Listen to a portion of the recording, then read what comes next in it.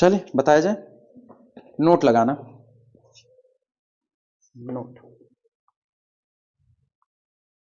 Note इसमें लिखना। सबसे पहले वो नंबरिंग बोल दो, limit a N plus B N वाला किस नंबर पे था? हाँ, A N plus B N तीसरे पे था, थर्ड पे लिखना।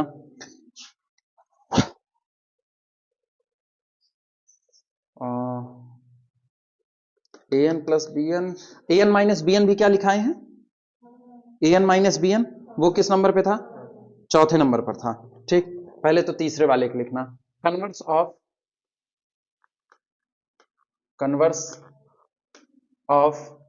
Result 3, converse of result 3 need not be true, need not be true, need not be true. That is, अर्थात इसका मतलब क्या है वो लिख लो। That is limit a N plus B n n approaches to infinity exist does not implies that limit of an n approaches to infinity and limit bn n approaches to infinity exist ये रहा। दोनों के सम की limit exist करती है, इसका कतई मतलब नहीं है कि इनकी इंडिविजुअल लिमिट एग्जिस्ट करेगी। फॉर एग्जांपल, ये नोट नंबर 1 है। फॉर एग्जांपल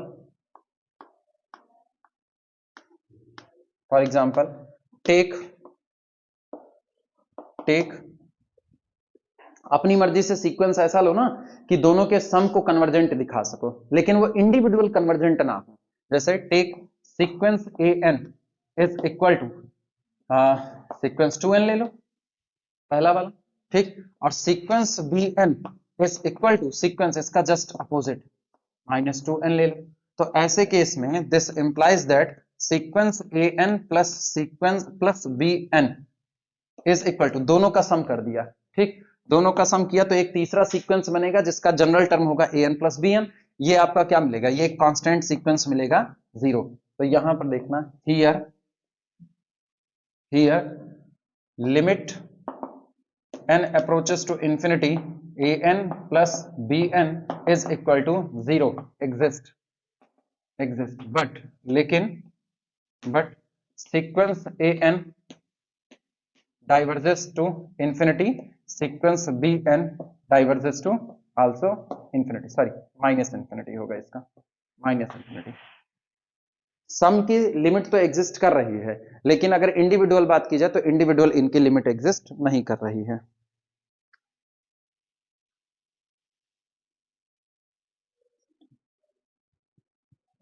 इसी तरीके से चौथा A N minus b N है, तो चौथे वाले के लिए लिख लेना second, converse of result 4 need not be true,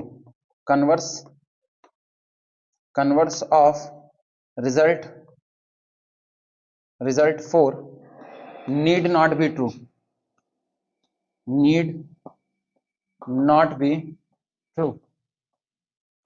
B true, that is, अर्थात limit n approaches to infinity a n minus b n exist, अगर इसकी लिमिट एग्जिस्ट करती है तो this does not implies that limit of a n n approaches to infinity and limit b n n approaches to infinity exist इनकी limit exist करे ये कोई जरूरी नहीं है।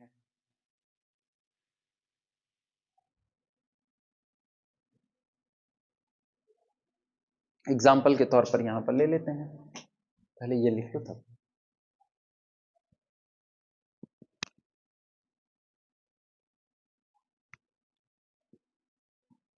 नीचे वाला आएगा तो है ही, लिख दे नीचे ही, क्या आ जाएगा ना। फॉर एग्जाम्पल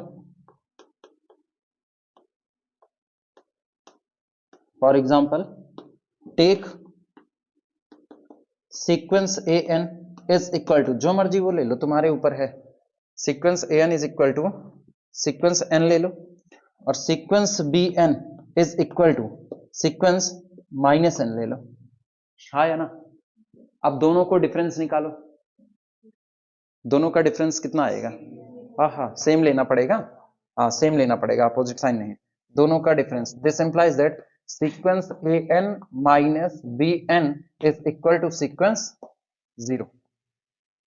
ये हो गया, implies that limit a N minus b N is equal to 0, but लेकिन limit of A N is equal to infinity और limit of b N is equal to ये भी इंफिनिटी, दोनों ही डाइवर्स करेंगे। तो जो इंडिविजुअल सीक्वेंस डाइवर्स कर रहे हैं लेकिन इनके डिफरेंस की लिमिट एग्जिस्ट कर रही है, यानी वो सीक्वेंस कन्वर्जेंट है। नोट कर लो इसे भी।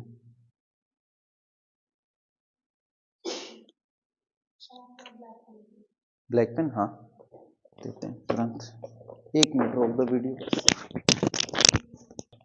चलो ये लिख लो, अगले पे आए। ये हो गया सबका, चलो अगले पे देखते हैं।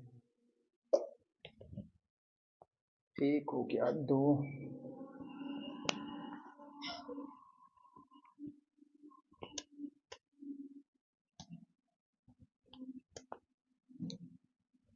इसके बाद अगला रिजल्ट कौन सा लिखाए थे? अगला A N into B N का लिखाए थे, वो किस नंबर पे था? 5वें पे था। तो नोट नंबर 3 में लिख देना, note number 3, converse of result 5, converse of result 5 need not be true, need not be true, need not be true, that is, अर्थात that is limit n approaches to infinity, a n into b n exist does not implies that limit a n and limit b n also exist पता, कभी कभी नीचे नहीं लिखा जाता n approaches to infinity, उसको ना अंडरस्टूड रखना कि n approaches to infinity, क्योंकि सीक्वेंस में एक ही लिमिट अप्लाई होगी, फिर भी याद रहते जब तक तब तक लिख देते हैं n approaches to infinity, n approaches to infinity। ठीक, दोनों का प्रोडक्ट करो, दोनों का प्रोडक्ट करो तो लिमिट एग्जिस्ट करे, लेकिन इंडिविजुअल करो तो लिमिट एग्जिस्ट ना करे, ऐसे केस में आते हैं solution. For example take sequence a n is equal to sequence -1 to the power n, ये रहा, और sequence b n is equal to sequence again -1 to the power n। अब गौर करो, जब दोनों का प्रोडक्ट करोगे तो this implies that sequence a n into b n is equal to sequence -1 to the power corresponding product to n, that is equal to sequence 1। Constant sequence मिला, ये limit exist करेगी, लेकिन ना तो इसकी लिमिट एग्जिस्ट करेगी और ना तो इसकी, दोनों ही आपके कैसे हो जाएंगे? ऑक्सिलेटिंग सीक्वेंस हो जाएंगे। Here limit a n into b n is equal to 1 at n approaches to infinity, but limit n approaches to infinity, a n is equal to -1 plus 1। -1 कब होगा? जब n is equal to odd और n is equal to even, that is does not exist, same for b, same for sequence bn, और यही बात किसके लिए हो रही है? सीक्वेंस bn के लिए। नोट कर लो, लिखाए होंगे an अपॉन bn, बता दो कितने नंबर पे लिखाए हैं? 7वें पे है, ठीक। तो नोट नंबर 4 होगा, note number 4, converse of result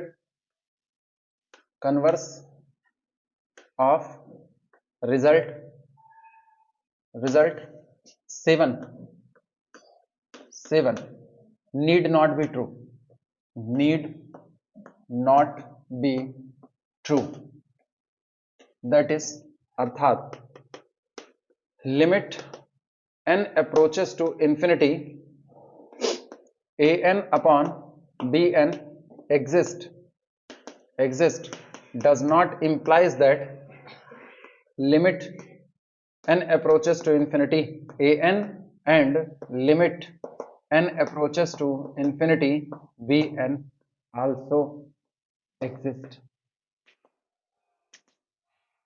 इस लिमिट का एग्जिस्टेंस उसके एग्जिस्टेंस की गवाही नहीं है. Example, for example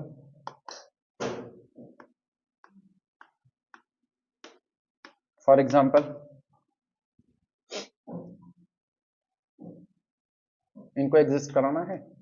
take sequence an is equal to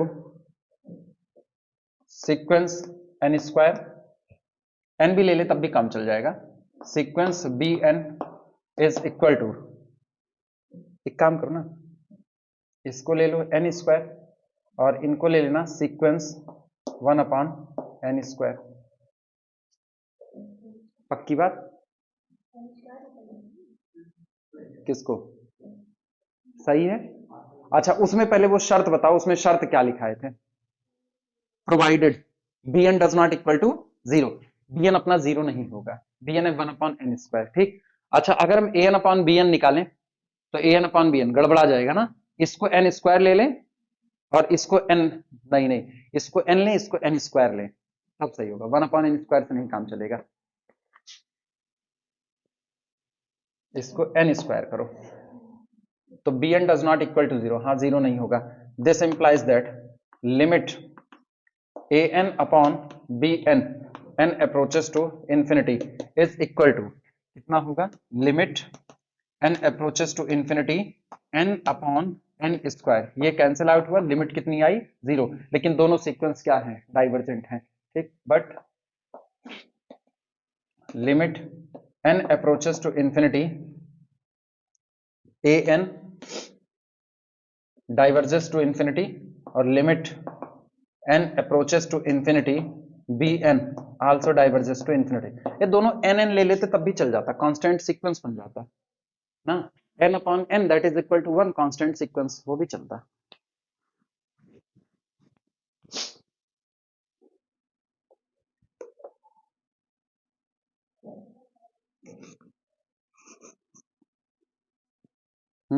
ये लोग वही लिए कन्वर्स पार्ट के लिए, दोनों को n लिए हुए हैं. खैर, ये भी सही है, कांस्टेंट ना ही बना.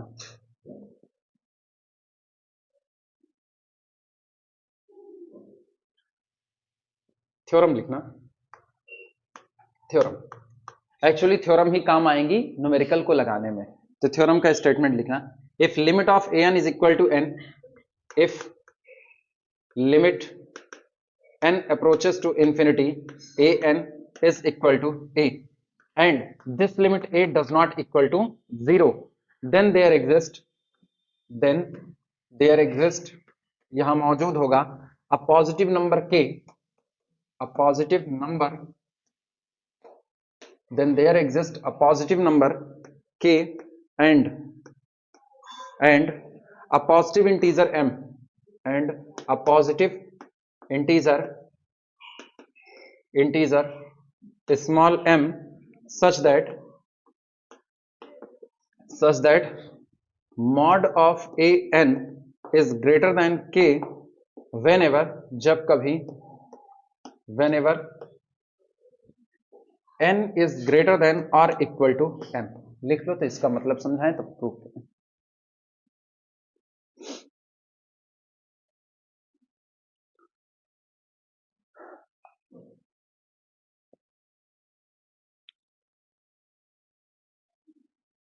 कहा जा रहा है कि अगर आपको एक सीक्वेंस दिया जाता है, sequence a1 a2 a3 up to so on an up to so on, और यह भी गारंटी है कि आपका सीक्वेंस कन्वर्जेंट है किसी लिमिट a पर जो लिमिट नॉन जीरो है. ठीक. अब ए के बारे में नहीं कहा कि लिमिट आपकी पॉजिटिव है या नेगेटिव है, उसके बारे में कुछ नहीं कह रहा, केवल इतना कह रहा है कि आपको एक सीक्वेंस दिया गया है और वो सीक्वेंस किसी लिमिट पर कन्वर्जेंट है या उस सीक्वेंस की लिमिट एग्जिस्ट करती है और ये लिमिट नॉन जीरो है। तो ऐसे केस में एक घटना घटेगी कि कुछ स्टेप चलने के बाद आपके सीक्वेंस में ये सिचुएशन बनेगी कि जितने टर्म आ रहे हैं उन सभी टर्म का जो मॉड्यूलस वैल्यू होगी पर्टिकुलर किसी एक नंबर के से बड़ी होगी। Then there exist a positive number K, इस नंबर के को उसने इंटीजर वगैरह नहीं कहा है, ये कोई एक पॉजिटिव नंबर होगा and a positive integer m, जब कहें अ पॉजिटिव इंटीजर m ना तो इसको पढ़ना कि सीक्वेंस में कोई एक पर्टिकुलर पोजीशन होगी जिस पोजीशन के बाद घटना ये घटेगी कि जो आपके टर्म निकल करके आएंगे whenever n crosses this position m, जब सीक्वेंस के टर्म इस पोजीशन के बाद वाले लिए जाएंगे तो उनका मॉड इस नंबर से हमेशा क्या बैठेगा, बड़ा ही बैठेगा। सोचो कन्वर्जेंट सीक्वेंस में क्या होता है, कन्वर्जेंट सीक्वेंस में टर्म एक दूसरे के नजदीक आते रहते हैं तो उनके बीच की दूरी क्या हो रही है, घट रही है। क्या आप किसी कन्वर्जेंट सीक्वेंस में यह बात कह सकते हो कि अगर एक सीक्वेंस कन्वर्जेंट है तो इसके टर्म लगातार डिक्रीज करते जाएंगे, छोटे होते जाएंगे? मिसकॉन्सेप्शंस चालू। हम ये कह रहे हैं कि एक सीक्वेंस कन्वर्जेंट है तो अगर वो सीक्वेंस कन्वर्जेंट है तो क्या एक वक्त के बाद उस सीक्वेंस के जो टर्म है वो लगातार कम होते जाएंगे, डिक्रीज करते जाएंगे? Monotonically increasing sequence bounded above also convergent, तो टर्म इंक्रीज कर सकते हैं। हाँ, लेकिन टर्म अगर आपका सीक्वेंस कन्वर्जेंट है तो उनके टर्म के बीच में जो गैप है वो गैप लगातार खत्म होता जाएगा। क्लियर हुआ? या तो पहले स्टेप से ही खत्म रहेगा और या तो पहले स्टेप के बाद से ही लगातार उनके बीच का गैप क्या होता जाएगा, कम होता चला जाएगा। जैसे 1, 1/2, 1/3, 1/4, 1/5 सो ऑन। लेकिन सोचो ऐसे सीक्वेंस की बात ये नहीं कर रहा क्योंकि 1/n वाला सीक्वेंस कहां कन्वर्ट करता है, जीरो पर, और इनकी रिक्वायरमेंट क्या है, लिमिट क्या होनी चाहिए, नॉन जीरो। तो ये उन्हीं सीक्वेंस के लिए बात कर रहा है जिनकी लिमिट या तो पॉजिटिव आएगी और या तो नेगेटिव आएगी। उन सीक्वेंस में एक घटना घटेगी कि कुछ स्टेप चलने के बाद एक ऐसी सिचुएशंस मिलेगी उस पोजीशन के बाद जितने टर्म्स आपके मौजूद हैं उन सभी टर्म की मॉडुलस वैल्यू जो होगी वो पर्टिकुलर किसी चुने गए एक नंबर के से हमेशा क्या बैठेगी, बड़ी बैठेगी। छोटी नहीं कहना है, हमेशा कैसी रहेगी, बड़ी रहेगी। कोई एक सीक्वेंस उठा करके चेक करो, कोई एक सीक्वेंस, एग्जांपल बाद में उसके उसी को एग्जांपल ले लेंगे। ये बताओ एक सीक्वेंस हमारे पास होता है सीक्वेंस 1 + 1/n, मोनोटोनिकली इंक्रीजिंग और डिक्रीजिंग, डिक्रीजिंग और इंक्रीजिंग, डिक्रीजिंग। इसका अगर पहला टर्म लिखा जाए तो इसका पहला टर्म क्या होगा, 2 होगा। अगला 1 + 1/2, अगला 1 + 1/3, अगला होगा 1 + 1/4 अप टू सो ऑन। और ये सीक्वेंस कन्वर्ट कर रहा है किस पर, 1 पर कन्वर्ट कर रहा है। ठीक, अब तुम गौर करो इस सीक्वेंस में होगा क्या। जैसे हम एक नंबर चुन रहे हैं k, ठीक, k इज इक्वल टू, या छोड़ो इसको जाने ही दो। अब जितने टर्म हैं अभी तो सारे के सारे टर्म पॉजिटिव हैं, तो अगर मॉड्यूलस वैल्यू देखो तो क्या खुद ये लोग मॉड्यूलस वैल्यू ही है कि नहीं है? पहले स्टेप से अगर देखो तो पहले स्टेप से ही घटना ये घट रही है कि पहले स्टेप के बाद सीक्वेंस के जितने टर्म आ रहे हैं वो 2 से बड़े आ रहे हैं कि छोटे आ रहे हैं, छोटे आ रहे हैं। ठीक, मेरे को क्या चाहिए, एक पर्टिकुलर नंबर ऐसा कि टर्म उससे बड़े होते चले जाए, टर्म उससे बड़े होते चले जाए। तो बताओ के बराबर कितना चुने, के बराबर कितना चुने, कितना, 1, 1 चुन ले। के बराबर 1 लोगे तो दूसरे स्टेप से ये वाला टुकड़ा 1 से बड़ा है, ये वाला भी 1 से बड़ा है, अगला वाला भी 1 से बड़ा है, आप 1/2 ले लो, k इज इक्वल टू 1/2 ले लो। तो सेकंड स्टेप से घटना ये घट रही है कि ये वाला टर्म 1/2 से बड़ा है, ये वाला टर्म भी तो 1/2 से बड़ा है, हाँ या ना? हाँ, पहले से ही हो जाएगा। k is equal to 1, sorry m is equal to 1 से ही पहले स्टेप से सारे के सारे टर्म 1/2 से बड़े हैं। आप k बराबर कुछ और ले लो, k बराबर कुछ और लो। ये सोचो k आर्बिट्री नहीं चुन सकते हो, शर्त ये भी है k आर्बिट्री नहीं हो सकता। लिखा क्या गया है, there exist a positive number K, आपके पास एक पॉजिटिव नंबर के ऐसा होगा। क्या उसने ये कहा देयर एग्जिस्ट आर्बिट्री के, आर्बिट्री नहीं कहा, लेकिन हाँ आपके पास ऐसे नंबर जरूर होंगे कि आपके सीक्वेंस में एक वक्त के बाद ये घटना घटेगी कि आपके जो टर्म हैं उस नंबर से बड़े होने चालू हो जाएंगे। क्लियर हुआ? जैसे अगर हम k बराबर 2 ले तो ये बड़ा नहीं है, बराबर है, तो k बराबर 2 पर मेरा काम नहीं हो पाएगा। 1.5 कर दो या 1.8 कर दो, 1.8, तो k इज इक्वल टू 1.8 लेने पर पहले टर्म से ये घटना घट जाएगी। 1.8 से पहले से घटेगी ये घटना? नहीं घटेगी। क्यों? रीजन है ये वाला कितना है? 1.5 है। तो इसका मतलब यहां होल्ड नहीं, यहां होल्ड नहीं, अगले वाले पे नहीं होगा, अगले वाले पे नहीं होगा, वो लोग कम होते जा रहे हैं भाई। 1.5 से कम, तो k इज इक्वल टू 1.8 इसको सेटिस्फाई नहीं कर सकता है, ठीक, वहां पर किसी के लिए नहीं मिलेगा। अच्छा, अब हम randomly k is equal to 1/10 चुन लें, तो पहले स्टेप से ही चालू हो जाएगा।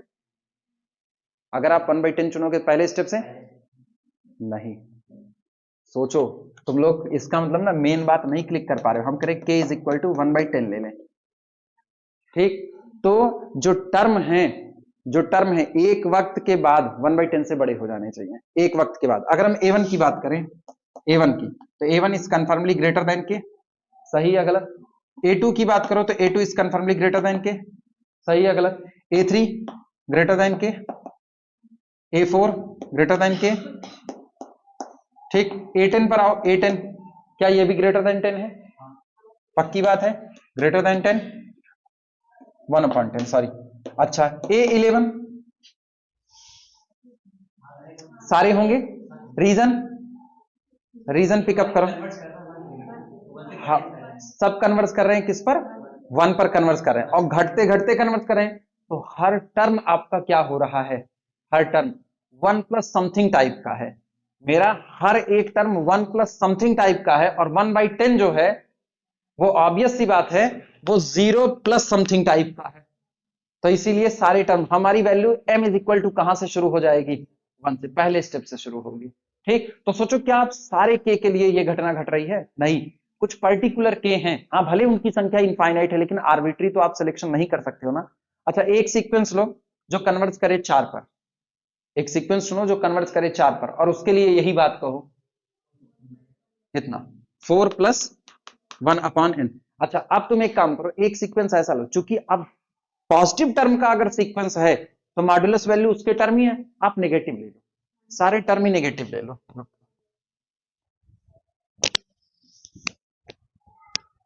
बोलो सीक्वेंस क्या लें? -1 प्लस, अच्छा, -4 प्लस 1/n, ये कन्वर्ट किस पर करेगा? -4 पर करेगा। क्लियर हुआ? अगर हम सीक्वेंस का पूरा लिखें तो ये लिखा गया है -4 plus 1 that is equal to -3। अच्छा, फिर -4 प्लस 1/2, -4 प्लस 1/3, अगला -4 प्लस 1/4। ये बताओ सीक्वेंस बढ़ रहा है कि घट रहा है? बढ़ रहा है कि घट रहा है? बढ़ रहा है। सीक्वेंस बढ़ रहा है घट रहा है? इंक्रीजिंग और डिक्रीजिंग?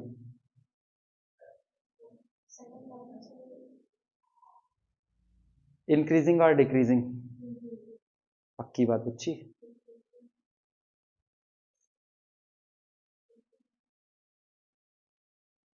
इंक्रीजिंग और डिक्रीजिंग?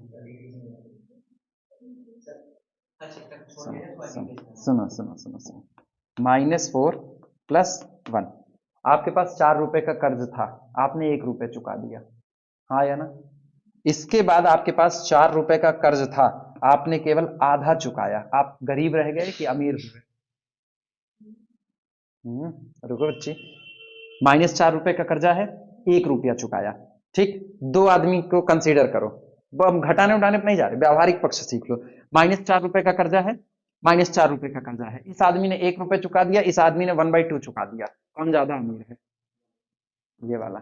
तो ये बड़ा होगा और ये छोटा होगा। अब फिर सुनना, फिर आपके ऊपर -4, 4 रुपए का कर्ज है, लेकिन इस बार इस आदमी ने केवल 1/3 चुकाया, अब कौन ज्यादा अमीर है, ये या ये आधा चुका दिया 1/2, और ये 1/3 केवल, ठीक। तो इसका मतलब सीक्वेंस लगातार क्या कर रहे हैं? डिक्रीज कर रहे हैं। मोनोटोनिकली इंक्रीजिंग डिक्रीजिंग में कई बार ऐसा होता है ना कि आपको ऐसे ही पकड़ में आ जाती हैं चीजें। ये सीक्वेंस मोनोटोनिकली डिक्रीजिंग है और कन्वर्ट कर रहा है किस पर?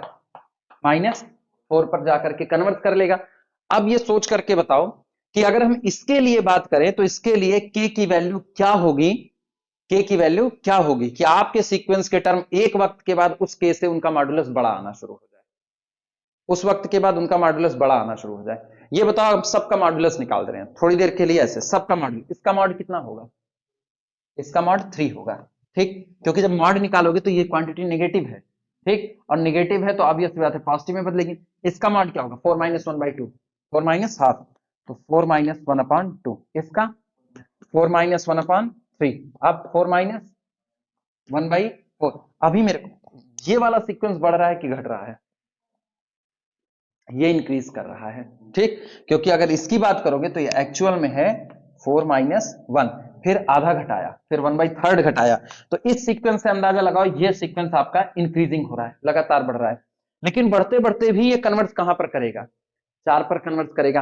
अब तुम k की कोई वैल्यू एक सोचो, k की कोई वैल्यू 4, ठीक, इसका मॉड 3 4 से कम है, इसका मॉड 3 4 से कम है, किसका, ऊपर वाले के लिए k is equal to 4, k बराबर 2 सोचो, k बराबर 2, जब k बराबर 2 सोचोगे तो ये वाला 2 से बड़ा है कि नहीं है, ये 2 से बड़ा है कि नहीं है, क्या ये भी 2 से बड़ा है कि नहीं है, क्या ये भी 2 से बड़ा है कि नहीं है, यानी पहले टर्म से ही घटना घट रही है कि मेरे सीक्वेंस के जितने भी टर्म हैं, ये जितने भी टर्म है उनका जो मॉड है वो 2 से बड़ा बैठ रहा है, पहले वाले टर्म से ही, m इज इक्वल टू 1 से ही। ये बातें क्लियर हो रही है कि नहीं, तुम सोचो मेरे लिए सबसे आसान रास्ता क्या हो रहा है, मेरे लिए सबसे आसान रास्ता हो रहा है जिस पर कन्वर्स करो उसी का आधा मार दे रहे हैं। पिछली बार हम कन्वर्स किस पर करते हैं, 1 पर, तो 1/2 के लिए बात हो गई थी, हाँ या ना, इस बार हम कन्वर्स किस पर कर रहे हैं, 4 पर, तो किसके लिए बात हो रही है, 2 के लिए बात हो रही है। कल को हम अगर 6 पर कन्वर्स करें तो यही बात किसके लिए हो जाएगी, 3 के लिए हो जाएगी। क्लियर हुआ कि नहीं, अभी जब थ्योरम सॉल्व कर रहे हैं तो उस थ्योरम को प्रूव करने के दौरान ही यही काम होगा कि हम L/2 ले लेंगे, जितने पर कन्वर्स कर रहा है ना k इज इक्वल टू उतना बाई 2 आएगा, वो निकल करके आएगा। क्लियर हुआ, चलो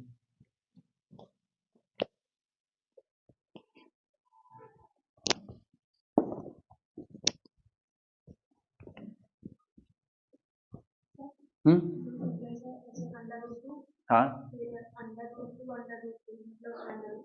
ये कुछ ऐसा तुम कह रही हो, √2, पहला टर्म हो गया √2, हाँ, √2√2, ठीक, अंडर रूट के अंदर 2√2√2, ये ही ना, फिर उसके बाद √2 √2 √2√2, हाँ, इंक्रीजिंग और डिक्रीजिंग नेचर में, ये बड़ा फेमस है ना, हाँ, अच्छा ये वाला देखो √2 ये रहा, ठीक, इनकी बात करो, इनकी बात, तो √2, एक मिनट, √2 मैंने रखा, इधर भी मैंने रखा √2, यहां अंदर में भर रहे हैं √2, लेकिन यहां भर रहे हैं 2, हाँ या ना, तो ये कितना आया 2, ठीक, लेस देन, अब की बात देखना √2, ठीक, तो यहां भी मैंने लिखा √2, इसके बाद फिर कर रहे हैं √2√2, लेकिन अब पता है √2√2 जो आपका निकल करके आया वो 2 से छोटा है, तो इंटू 2, फिर बाहर कितना आया, again this is less then, तो बाउंडेड एबव हो गया कि नहीं हो गया, बाउंडेड एबव, यही कंटिन्यू करेंगे मैथमेटिकल इंडक्शन लगा करके, मेरे ख्याल से ऐसे न्यूमेरिकल हुए हैं √7 वाले पर, नहीं हुए हैं, ये नहीं करवाए हैं कभी भी, देखो क्यों याद आ रहा, हम किसी बैच में करवाए हैं, तुम लोगों ने नहीं करवाए हैं सब, एक को नहीं करवाए इस टाइप का, तब तो मेरी गलती है, अगर हम नहीं करवाए मेरी गलती है, करवाए हैं, बीएससी में बड़ा फेमस क्वेश्चन, हम इसको हर बार करवा देते, अगर नहीं करवाए तो बहुत गलत है, नहीं करवाए ना, अरे मेरी गलती है, फिर इसको हमको करवाना चाहिए था ना, किसमें, हाँ, अरे बड़ा फेमस क्वेश्चन है, बड़ा फेमस क्वेश्चन है, इसी तरीके से करते, अब ये √3 पर भी ऐसे ही बैठाया जाता है ना, √7 का भी आता है वो भी ऐसे ही बैठाया जाता है, वो पता नहीं कहां से मेरे से छूट गया, हम हमेशा इसको करवाते थे, मेरी गलती है मान रहे हैं, ना, ये इस तरीके से इसको बांध दिया। ठीक, अब रही बात मोनोटोनिकली इंक्रीजिंग डिक्रीजिंग पता करने की, तो वो आप घटा करके पता कर लो, an minus an plus one या an plus one minus an, उससे आप पता कर लो मोनोटोनिकली इंक्रीजिंग डिक्रीजिंग। पता है वो भी छोड़ो, आप ना जब भारी भरकम चीजें हो तो ऐसे आप घटा लो सीधे सीधे ना, इन दोनों में से कौन बड़ा और कौन छोटा है ये आप पता कर लो, और ए स्क्वायर माइनस बी स्क्वायर का फॉर्मूला लगाओ, या तो ए माइनस बी ए प्लस बी वाले में ब्रेक करके चेक कर लो पॉजिटिव आएगा या फिर नेगेटिव आएगा, ये काम करके हो जाएगा। तो इसका नेचर पता चल जाएगा मोनोटोनिकली इंक्रीजिंग में जा रहा है या मोनोटोनिकली डिक्रीजिंग में। अब ये बाउंडेड, हाँ किसका कन्वर्जेंट है, लिमिट इसकी वही निकलेगी जैसे लिमिट तुम लोगों को वो निकाले थे, एक एल मान करके लिमिट निकालते हैं ना, नहीं कॉची थ्योरम से ना निकालो, वैसे भी निकाल सकते हैं, वैसे भी लिमिट निकाल सकते हैं। चलो हम इसको अपनी पॉकेट में रख लेते हैं, हम इसको करा देंगे। ठीक है, अभी जब लिमिट निकालने के लिए करवाएंगे ना, याद दिलाना, हम इसको करवा देंगे याद से। एक ये वाला है, एक √3 में इसी तरीके से आता है, ये सब हम करवा देंगे। अगर ये छूट गया तो ये बहुत बड़ी गलती है मेरी, हम करवा देंगे इसको, बस याद रखे रहना, बस इस बार ना छूटने पाए।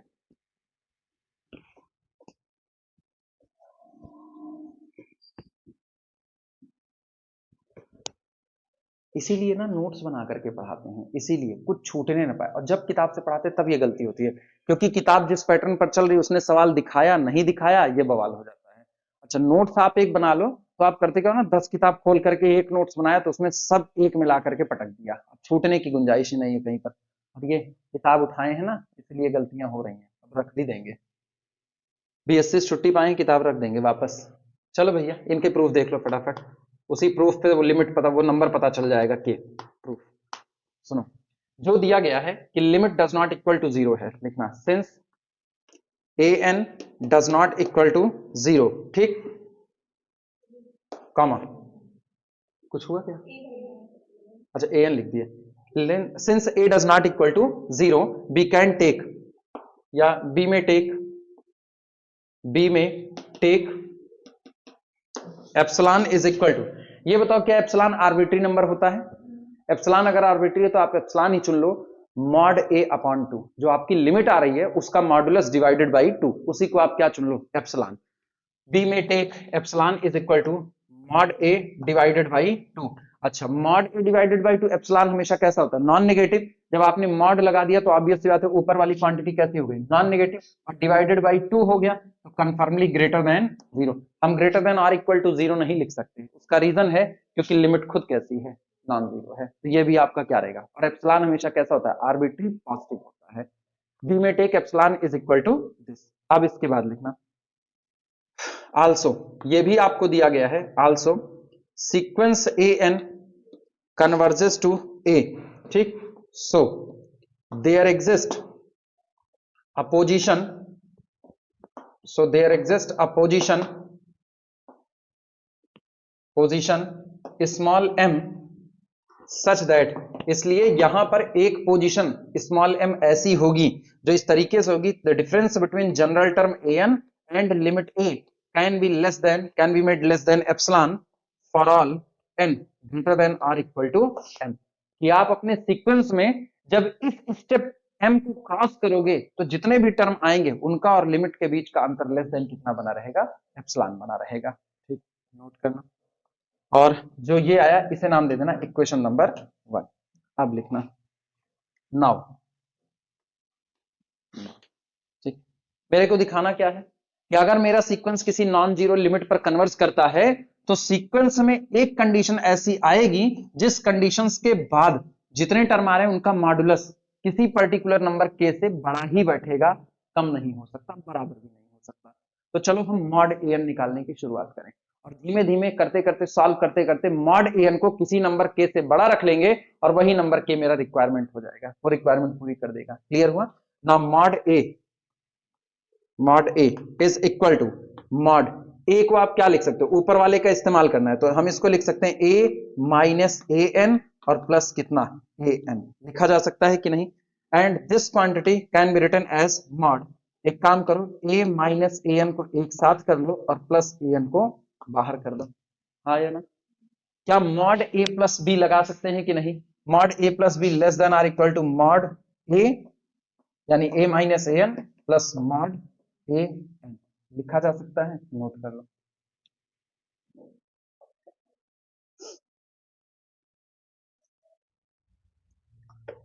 इसका मतलब क्या हुआ, this implies that mod A is less than, चूंकि मॉड के अंदर है तो फ्लिपिंग कर सकते हैं, mod A N minus A और plus mod of A N, यह लिख सकते हैं।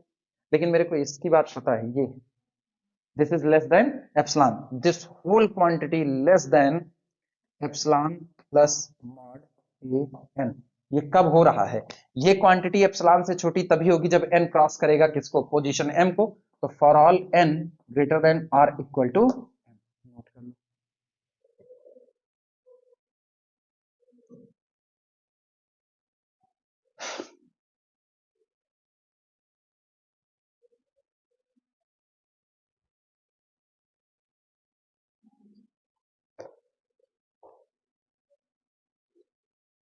ये हुआ।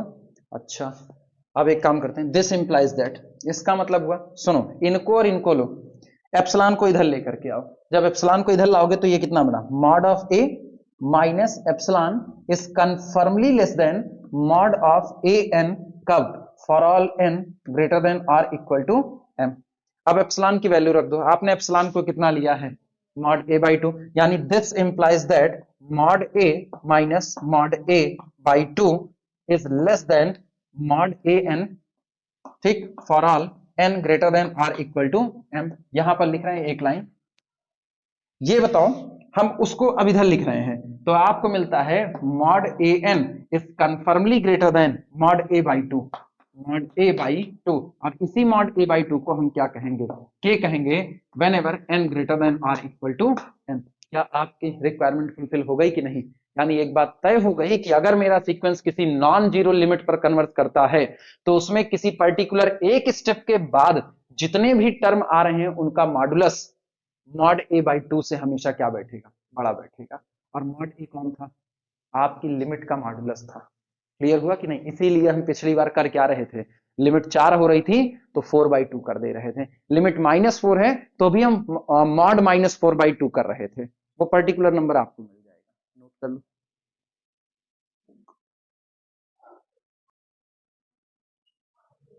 बोले लिखना, therefore we have found a positive number, therefore we have found a positive number k is equal to mod a by 2, therefore we have found a positive number k, bracket में लिखना, is equal to mod a by 2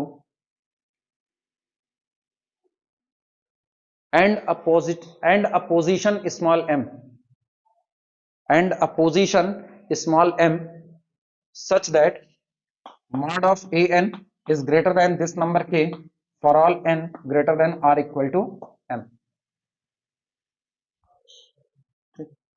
example दे देना इसी के तुरंत।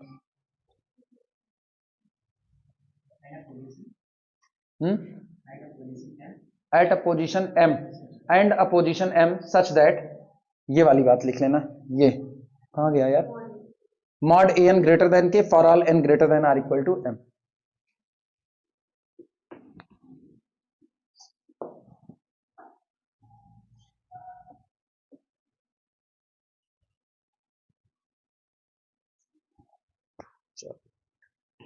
Example,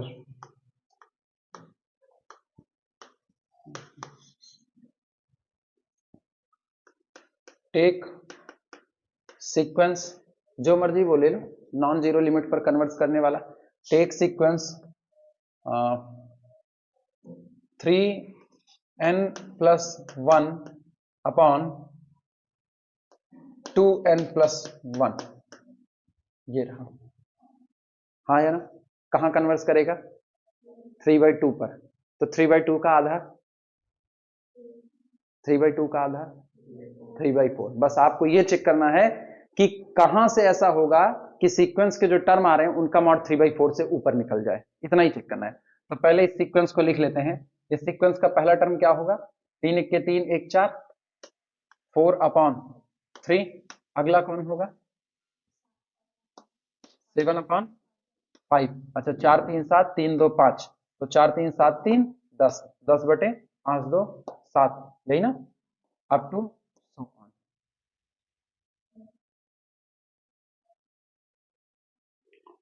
this converges to 3/2 does not equal to 0.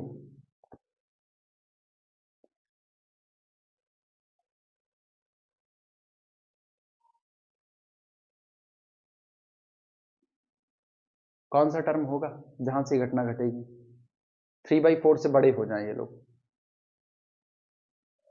There exist k is equal to 3/4 and m is equal to,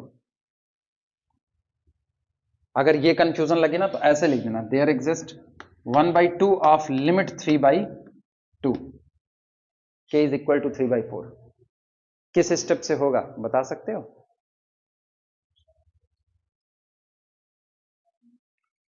पहले से, दूसरे से, तीसरे से, चौथे से?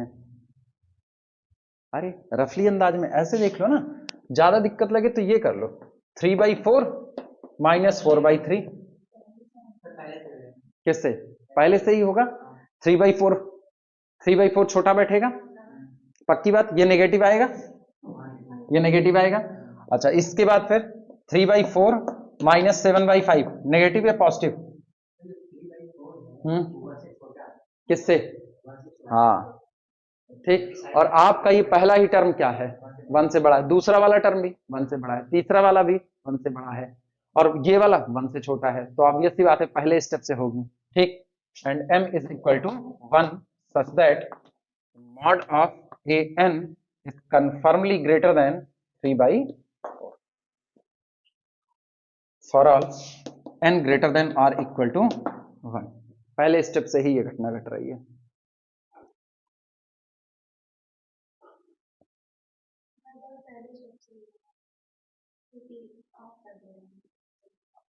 इसीलिए असली बचत वहीं पर है उसकी.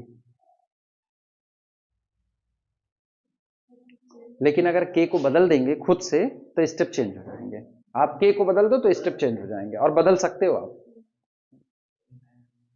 ये तो चूंकि अब जल्दी में समझना है तो इसीलिए ऐसे ही रख दे रहे हैं.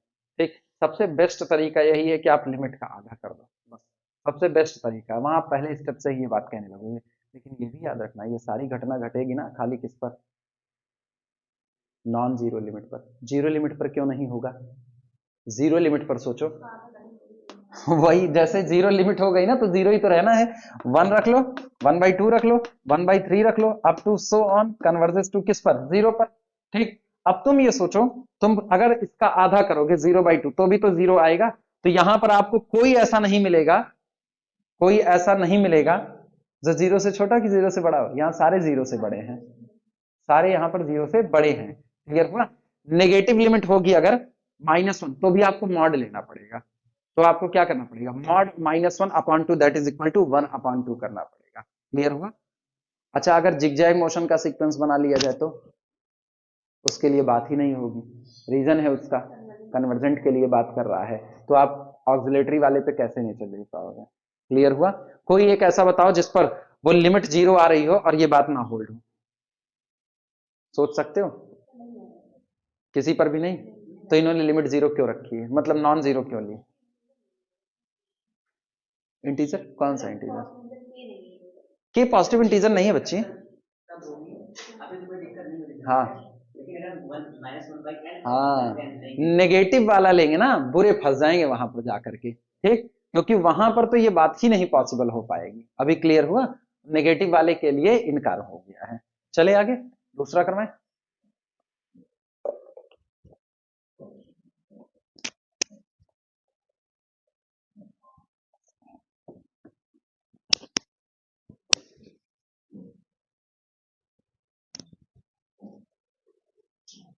हमेशा धोखा जब देगा ना, नेगेटिव टर्म वाली सीरीज ही धोखा देगी. पॉजिटिव, सॉरी सीरीज करें, नेगेटिव टर्म का सीक्वेंस ही धोखा देगा. तुम गौर करो, जितने रिजल्ट में converse part does not hold हुआ था वहां हर बार मैंने एक का साइन चेंज किया हुआ था. बस एक बार जहां पर डिवाइड लग रहा था वहां पर पॉजिटिव वालों ने भी धोखा दे दिया था. ठीक. क्योंकि जब अपने ही बंटवारे पे आ जाएं तो ऑब्वियस सी बात है धोखा तो वही होगा. n अपॉन n वो कन्वर्जेंट कराया किस पर? 1 पर. और इंडिविजुअली वो लोग क्या हो गए? डाइवर्जेंट हो गए. अगली थ्योरम लिखना.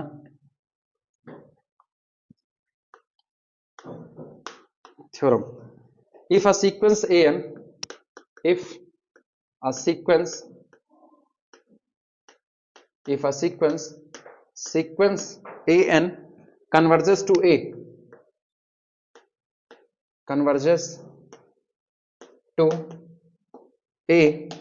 and an greater than or equal to 0 for all n, then limit also greater than or equal to 0। ये तो बहुत सिंपल सी बात है। अगर सीक्वेंस के सारे टर्म पॉजिटिव हैं, if a sequence an converges to a and an greater than or equal to 0, अगर सीक्वेंस के सारे टर्म कैसे हैं, नॉन नेगेटिव हैं, तो ऐसे में उसकी लिमिट भी क्या निकल करके आएगी, नॉन नेगेटिव ही निकल करके आएगी। यानी सीक्वेंस के सारे टर्म अगर पॉजिटिव हैं तो लिमिट पॉजिटिव ही आएगी। सीक्वेंस के सारे टर्म पॉजिटिव है तो क्या सीक्वेंस की लिमिट कंफर्मली पॉजिटिव ही आएगी? नहीं। 1/n में सारे टर्म पॉजिटिव है लेकिन लिमिट कितनी आती है? 0 आती है, जो कि पॉजिटिव नहीं है, नाइदर नेगेटिव नॉर पॉजिटिव। इसीलिए कहा जाता है कि अगर आपका सीक्वेंस नॉन नेगेटिव टर्म का सीक्वेंस है तो उसकी लिमिट भी क्या आएगी? नॉन नेगेटिव आएगी। पॉजिटिव के सेंस में अगर इसको बोलेंगे तो आपको लास्ट में 2 बात कहनी पड़ेगी। अगर सीक्वेंस पॉजिटिव टर्म का है तो लिमिट आपकी नॉन नेगेटिव आ सकती है, तब वहां पर ये कहेंगे। या आप ये कहो कंफर्मली लिमिट नॉन नेगेटिव ही आएगी, वहां बोल्डली बोल सकते हो। अगर कई ऑप्शन दे दे और कई इनमें से कौन सी बात सही है, we have a sequence of positive term, limit must be positive, limit may be positive, limit must be non negative, limit may be non negative, कौन सा टिक करोगे? वापस सुनना, 4 ऑप्शन बोल रहे हैं। Sequence an is a sequence of positive term, ये कह दिया, ठीक। Then limit of the sequence must be positive, limit of the sequence must be non negative, limit of the sequence may be non negative, limit of the sequence may और may not be non negative, must be non negative. वहीं पर आप छुट्टी करो इसकी। आई बातें समझ में? यही इतना याद रखना है बस, ठीक। अरे कौन सी? Must be non negative, must be non negative. हाँ क्या कहा मतलब? आपको कोई सीक्वेंस दिया गया है, हाँ ठीक है, कौन सा सीक्वेंस ऑफ पॉजिटिव? अच्छा, हम कन्वर्जेंट शब्द नहीं इस्तेमाल किए ना। हाँ हाँ, अरे यार मेरी गलती है, वो दिमाग में कन्वर्जेंट चल रहा है, उसका हम इस्तेमाल नहीं किए। रुक जाओ, लिखा देते हैं। हाँ अरे रुको, हम एक प्रॉब्लम लिखा देते हैं, बट अब हम लिखा ही देंगे ना। वो ऐसे बोलने पे ना कई चीजें छूटती रहती है, दिमाग में कुछ और चलता रहता है। इफ, हाँ भावनाएं तो मेरी समझ गए थे। If sequence N is a sequence of non-negative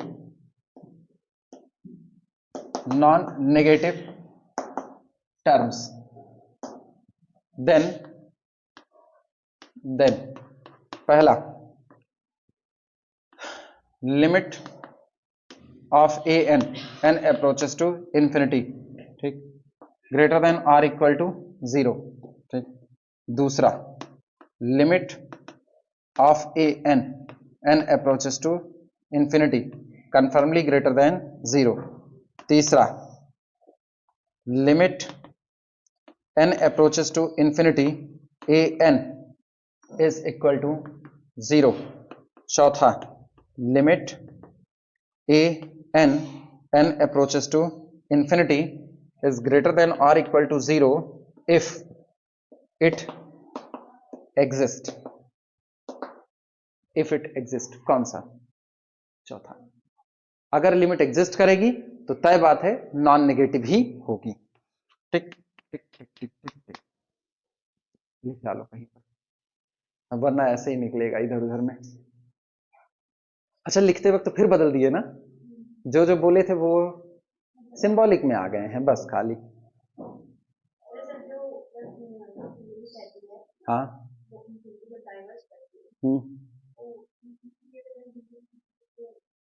existence नहीं माना जाता है। लिमिट जो होती है वो जब तक फाइनाइट ना हो तब तक उसका एग्जिस्टेंस नहीं माना जाता है, क्योंकि हम लोग जितना पढ़ रहे हैं ना एक्सटेंडेड रियल नंबर सिस्टम में पढ़ ही नहीं रहे हैं। अगर एक्सटेंडेड रियल नंबर सिस्टम में जाए ना तो वहां पर कहते हैं कि अगर लिमिट प्लस इंफिनिटी आए, वहां इंफिनिटी को लिमिट बोल रहे होते हैं, तो हम अपने सीक्वेंस को डाइवर्जेंट कहेंगे। वहां सीन ही अलग हो जाता है। इसीलिए एक्सटेंडेड रियल नंबर सिस्टम में जो 2 लोग शामिल किए गए ना, ये 2 लोग नंबर नहीं कहे जाते, ये 2 लोग नंबर कहे नहीं जाएंगे, ये दोनों लोग सिंबल कहे जाएंगे, लेकिन यहां तो वो है ही नहीं। अगर यहाँ की बात करें तो यहाँ वो है ही नहीं। इसीलिए कहा जाता है ना, किसी सीक्वेंस का कन्वर्जेंसी कहां पर डिसाइड होता है, कोई सीक्वेंस कन्वर्ज करे। जैसे हम एक कहें, मैंने एक सीक्वेंस बनाया और सीक्वेंस बनाया क्लोज्ड इंटरवल 0 से 1 के बीच में, या क्लोज्ड ओपन इंटरवल 0 से 1 के बीच में, यहां मैंने एक सीक्वेंस बनाया, ठीक। और उस सीक्वेंस को मैंने बनाया है sequence 1/2, 1/3, 1/4 up to so on, ये सीक्वेंस बनाया। अभी बताओ ये सीक्वेंस कन्वर्जेंट और डाइवर्जेंट? ये सीक्वेंस कन्वर्जेंट और डाइवर्जेंट? कन्वर्जेंट है, ठीक है। अच्छा, अभी अब डाइवर्जेंट है। विद इन द डोमेन आपकी कन्वर्जेंसी होती है। अब जितने पॉइंट लिए वो सारे डोमेन के ही पॉइंट हैं, ठीक। अगर हम इसको यहां पर क्लोज्ड कर देना तब पर भी ये डाइवर्जेंट ही रहेगा, क्योंकि जिन पर कन्वर्ज कर रहा है वो हमारे डोमेन से बाहर हो रहा है। तो यहां तो लिमिट भी फाइनाइट आ रही है, सोचो यहां पर लिमिट भी कितनी आएगी, फाइनाइट, उसके बावजूद भी बेचारा क्या रहेगा, डाइवर्जेंट रहेगा। तो डोमेन में अगर आप आ रहे हो तभी आप कन्वर्जेंट। अच्छा, डोमेन में आना ही काफी नहीं है, यूनिकनेस भी होनी चाहिए डोमेन में आपकी। तो सोचो जब आप ये वाला सीक्वेंस लेते हो, सीक्वेंस एन, तो ये अपनी लिमिट दे रहा है कितना, प्लस इंफिनिटी दे तो रहा है वो यूनिक लिमिट अपनी, लेकिन इसके बावजूद भी क्या ये आपके डोमेन में है? आप काम किस में कर रहे हो? आर में कर रहे हो, और आर में इंफिनिटी आता नहीं है, इसीलिए वो बेचारा डाइवर्जेंट कैटेगरी में गिरेगा।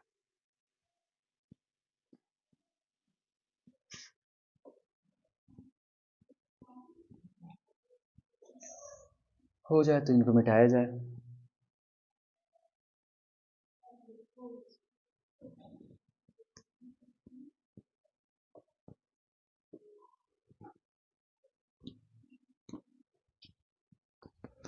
चलो, ये हुआ। इसके बाद अगली लिखना थ्योरम। थ्योरम, इफ, यदि sequence A N converges to A, sequence bn converges to b, and an is less than or equal to bn for all n, then limit a also less than or equal to limit b। ये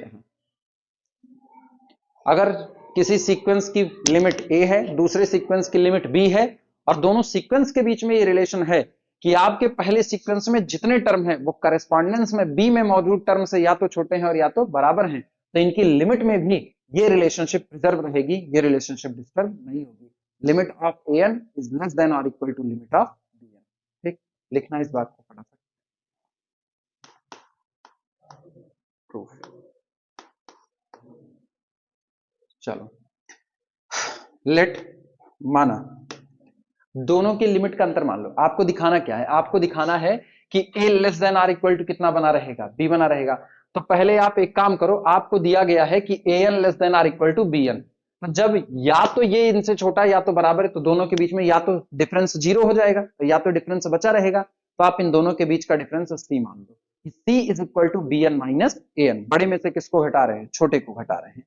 लिखना, let c is equal to, या cn is equal to bn minus an, ठीक, for all n। Reason जान रहे हो? हम एक sequence बना रहे हैं, एक्चुअल में हम एक सीक्वेंस बना रहे हैं, और वो सीक्वेंस दोनों सीक्वेंस के करस्पॉन्डिंग टर्म के डिफरेंस से बन रहा है। यानी पहला टर्म उसका क्या होगा? b1 माइनस a1, जिसको हम क्या नाम दिए हैं? c1। दूसरा टर्म क्या होगा? b2 माइनस a2, जो कौन होगा? c2। तो आपका सीक्वेंस बना दोनों के डिफरेंस का, sequence c1 c2 c3 so on cn so on, जहां cn बराबर कितना हो गया? bn माइनस an हो गया। इसके बाद लिखना, then conformally cn is greater than or equal to 0 for all n। यहां पर रीजन बता देना, since bn is given greater than or equal to an for all n। ये हो गया, ठीक। also, इसके साथ ही साथ also limit n approaches to infinity of cn is equal to कितना होगा? Limit n approaches to infinity, अभी अभी हम लोगों ने अलजेब्रा पढ़ा इसका, bn minus limit n approaches to infinity an, and this is equal to b minus a, ठीक। दैट इज, अर्थात इसका मतलब क्या हुआ? इसका मतलब हुआ sequence cn converges to b minus a, और एक और बात है, and cn is greater than or equal to 0। अभी अभी तो हम लोग पढ़े हैं कि अगर लिमिट एग्जिस्ट करे और सीक्वेंस के सारे टर्म नॉन नेगेटिव हों तो आपकी लिमिट भी क्या होगी, नॉन नेगेटिव होगी। यानी this implies that bye previous theorem, bye previous theorem, by previous theorem, b minus a also greater than or equal to 0. This implies that b is greater than or equal to a. Limit के बीच में भी ये inequality preserve रही।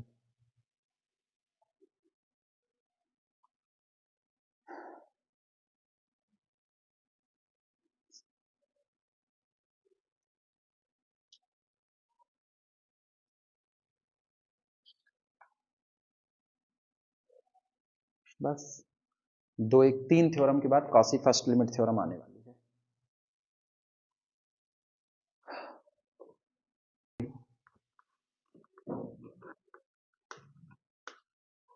Corollary, ठीक, इसमें लिखना if, अगर ऐसा हो कि आपके सीक्वेंस में जितने टर्म हैं वो less than or equal to a particular number के बने रहें फॉर ऑल एन, देन, तब ऐसे केस में देन, देन नहीं एंड लिखो, देन गलत है, and limit of A N is equal to A N approaches to infinity, ये एग्जिस्ट करे, देन ये लिमिट भी आपकी less than or equal to क्या बनी रहेगी, के बनी रहेगी।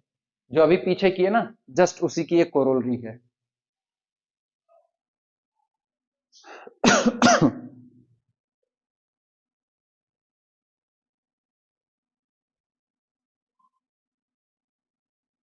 कुछ करो मत, बहुत सिंपल से, प्रूफ नहीं लिखा रहे, ऐसे ही समझा दे रहे हैं। सुनो, ये कह रहे हैं कि अगर a n less than or equal to k बना रहे फॉर ऑल एन के लिए, तो आप एक सीक्वेंस सोच लो, A1 A2 A3 up to so on AN up to so on, ये आपका एक सीक्वेंस हो गया, that is the sequence AN। अब आप एक बनाओ ना सीक्वेंस BN, और सीक्वेंस BN आप कैसा बनाओ कि उसके जो टर्म हैं वो या तो इसके बराबर रहे या तो इससे बड़े रहें, तो आप उसको बना लो K up to so on, K up to so on. Constant sequence बन गया कि नहीं बन गया? ये आपका हुआ B1 B2 B3 so on BN so on. और अब गौर करो हो क्या रहा है, वो ये रहा है कि AN is less than or equal to BN for all n। हाँ ठीक है, फॉर ऑल n के लिए। और पुरानी वाली थ्योरम कहती है कि अगर दोनों की लिमिट एग्जिस्ट करती है तो लिमिट में भी ये इनइक्वालिटी प्रिजर्व रहेगी, यानी ऊपर वाले की लिमिट a लेस देन और इक्वल टू, यहाँ इसकी लिमिट और इसकी लिमिट कांस्टेंट सीक्वेंस की कितनी हो गई, के हो गई, काम खत्म हो गया, तो प्रूफ देने की जरूरत नहीं है, याद रहेगा, ठीक है।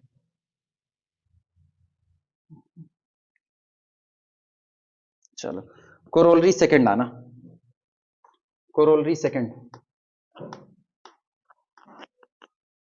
कोरोलरी सेकंड, ये पहली थी, ठीक। इसमें लिखना इफ यदि a n greater than or equal to k for all n and limit of this sequence A n n approaches to infinity is equal to a, then a is greater than or equal to k. Same वही बात है, दूसरी नहीं है, बस इस बार क्या किया, पहले सीक्वेंस को बड़ा कर दिया, दूसरे वाले को छोटा करना चालू कर दिया है। कह रहे अगर सीक्वेंस के जितने टर्म है वो पर्टिकुलर एक नंबर के से या तो बड़े रहें और या तो बराबर रहें, और सीक्वेंस की लिमिट ए है, तो लिमिट के और इस नंबर के बीच में भी यही इनइक्वालिटी प्रिजर्व रहेगी, यानी लिमिट या तो के बराबर होगी और या तो के से बड़ी होगी। आपकी क्या करोगे, आपकी जो sequence A1 A2 A3 AN बनाए हुए हो उसको रख लो बी वाले की जगह पर, और जो सीक्वेंस B1 B2 B3 यानी के वाला बना रहे हो उसको रख लो ए की जगह पर, तो इनइक्वालिटी आपकी बच जाएगी। क्लियर हुआ, मिटाया जाए। स्क्वीज थ्योरम, अब आई बात, थ्योरम नाम है इसका स्क्वीज थ्योरम, SQUEEZE, चाहे कहो थ्योरम चाहे कहो प्रिंसिपल, प्रिंसिपल, स्क्वीज प्रिंसिपल, इसका मतलब जानते हो, स्क्वीज दबाना, ठीक। बस दो सीक्वेंस के बीच में एक तीसरा सीक्वेंस दबाया जाएगा, अगर दोनों सीक्वेंस एल पर कन्वर्ट करते हैं तो बीच वाला भी किस पर कन्वर्ट करेगा, एल पर, ठीक। वो याद हो बीएससी में, लेकिन तुम लोगों को नहीं पढ़ाए हैं। पढ़ाए हैं? पढ़े हुए हो? हाँ। अगर बड़ा वाला जो सीक्वेंस है भाई, जैसे हम कहें तो हमारे पास तीन सीक्वेंस है, ए एन, बी एन और सी एन। ठीक, a n less than or equal to c n, c n less than or equal to b n. अब बड़ा भाई आपका 10 किलोमीटर दौड़ता है, छोटा भाई 10 किलोमीटर दौड़ता है, तो बीच वाले को भी कितना दौड़ना पड़ेगा? 10 किलोमीटर। बड़े भाई ने बीटेक किया, छोटे भाई ने बीटेक किया, बीच वाले के पास ऑटोमेटिकली प्रेशर आ जाता है, तुम भी बीटेक ही कर लो। वो भले वो डॉक्टरी पढ़ना चाहता है, दबाया ऐसे ही जाएगा। लिखना है इसमें स्टेटमेंट, इफ, यदि sequence A N comma sequence bn and sequence cn are three sequences are three sequences are three sequences such that, ये तीन सीक्वेंस हैं इस तरीके से हैं, such that, पहली बात, limit n approaches to infinity an is equal to limit n approaches to infinity bn is equal to l। ये दोनों ही सीक्वेंस कन्वर्ज करते हैं किस पर? l पर, एक बात। और दूसरी बात, for some positive integer, for some positive integer या एट अ पर्टिकुलर स्टेज, किसी पर्टिकुलर स्टेज पर यह घटना घटित होती है, for some positive integer, integer small p, an is less than or equal to cn is less than or equal to bn for all n greater than or equal to p, then limit n approaches to infinity cn also is equal to l।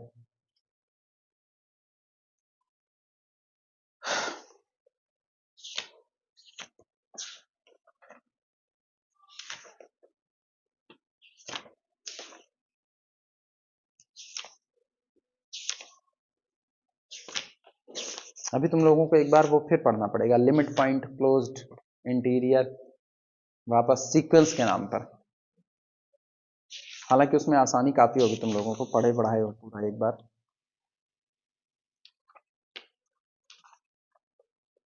Infinite series है।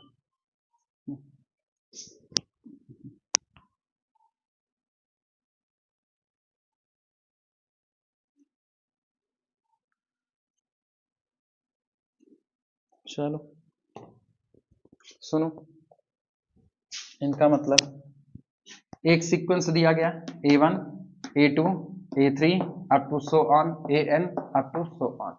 दूसरा sequence दिया गया B1, B2, B3 up to so on BN up to so on. बीच में एक sequence दे रहे हैं C1, C2, C3 up to so on CN up to so on. इन तीनों सीक्वेंस के बीच में नेचर क्या आ रहा है कि ये नहीं कह रहा है कि पहले टर्म से ही ये घटना घटित होगी। ये कभी मत सोचना कि ऐसा हो रहा है कि A1 is less than or equal to C1, C1 less than or equal to B1, A2 less than or equal to C2, C2 less than or equal to B2, A3 less than or equal to C3, C3 less than or equal to B3। ये नहीं हो रहा, ये कतई न समझना। लेकिन ये तीन सीक्वेंस इस पैटर्न में है कि शुरू के दो सीक्वेंस आपके sequence A N sequence B ये दोनों कन्वर्ज करते हैं और सेम लिमिट पर कन्वर्ज करते हैं।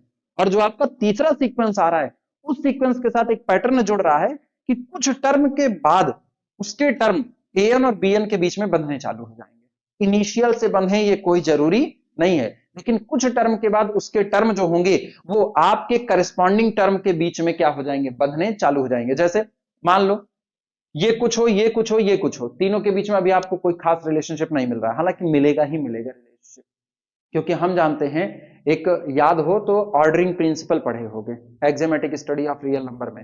वहां पर क्या क्या गया कि अगर आप कोई भी दो नंबर उठा रहे हो तो दो नंबर के बीच में तीन में से एक बात होल्ड होगी, या तो ए ग्रेटर देन बी होगा, या तो ए इज इक्वल टू बी होगा, या तो ए लेस देन बी होगा। तो ऑब्वियस सी बात है आपके पास ऑर्डरिंग मिलेगी मिलेगी, लेकिन ऐसा हो सकता है इनके बीच में जो ऑर्डरिंग मिले वो इस पैटर्न को फॉलो ना कर रही हो। ठीक, यानी Cn या तो इन दोनों से बड़ा बैठ जाए या तो इन दोनों से ही छोटा बैठ जाए, बीच में ना आए।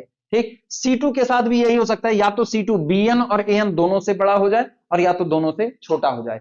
लेकिन आपके इस बीच वाले सीक्वेंस में कुछ स्टेप चलने के बाद आपको यह नजर आने, जैसे मान लो 25 स्टेप चलने के बाद 26वें स्टेप से यह घटना घटे कि A26 जो आपका निकल करके आए वो less than or equal to आए C26 26वें नंबर के टर्म से, और C26 less than or equal to आए B26, और इसके बाद ये घटना कंटिन्यू होती चली जाए। तो ऐसे केस में जहां पर आपका पहला सीक्वेंस AN कन्वर्स कर रहा है, जहां आपका पहला सीक्वेंस दूसरा सीक्वेंस BN कन्वर्स कर रहा है, वहीं पर आपका ये तीसरा सीक्वेंस CN भी क्या करेगा, कन्वर्स करेगा। क्लियर हुआ? ठीक, एग्जाम्पल के तौर पर बोलोगे? कोई एग्जाम्पल है दिमाग में अभी?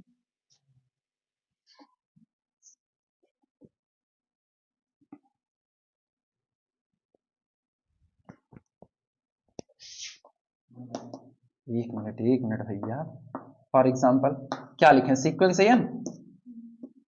एन इज इक्वल टू पहला 1/3, 1/3, 1/4, 1/5 अप टू सो ऑन। अच्छा, सीक्वेंस बी एन बोलो। सीक्वेंस बी एन 1/3 इसको भी ठीक है, 1/3, 1/4, 1/5 अप टू सो ऑन। अब यहां बीच में सीक्वेंस सी एन बोल दो। हाँ, यही हम चाहते थे, यही पकड़ पा जाए कोई कि बीच वाले कुछ टर्म ना हिला दो उसको। 1, 1/2, 1/3, 1/4 अप टू सो ऑन। ये रहा। करस्पॉन्डेंसी कितने के बाद से स्टार्ट होगी? 2 टर्म के बाद से, तीसरे से? सोच में पड़ गए तुम लोग तो। पक्की बात है? थर्ड टर्म से? इसका थर्ड टर्म कितना है? इसका तीसरा टर्म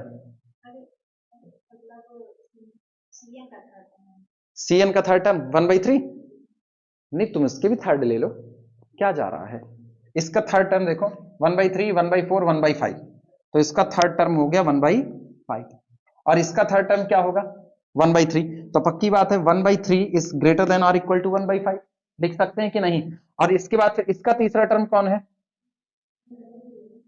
इसका 1/5। तो 1/3 बड़ा या छोटा? गड़बड़ाया? गलत हुआ? 1/3 is not less than or equal to 1/5। अब गड़बड़ी कहां पाले?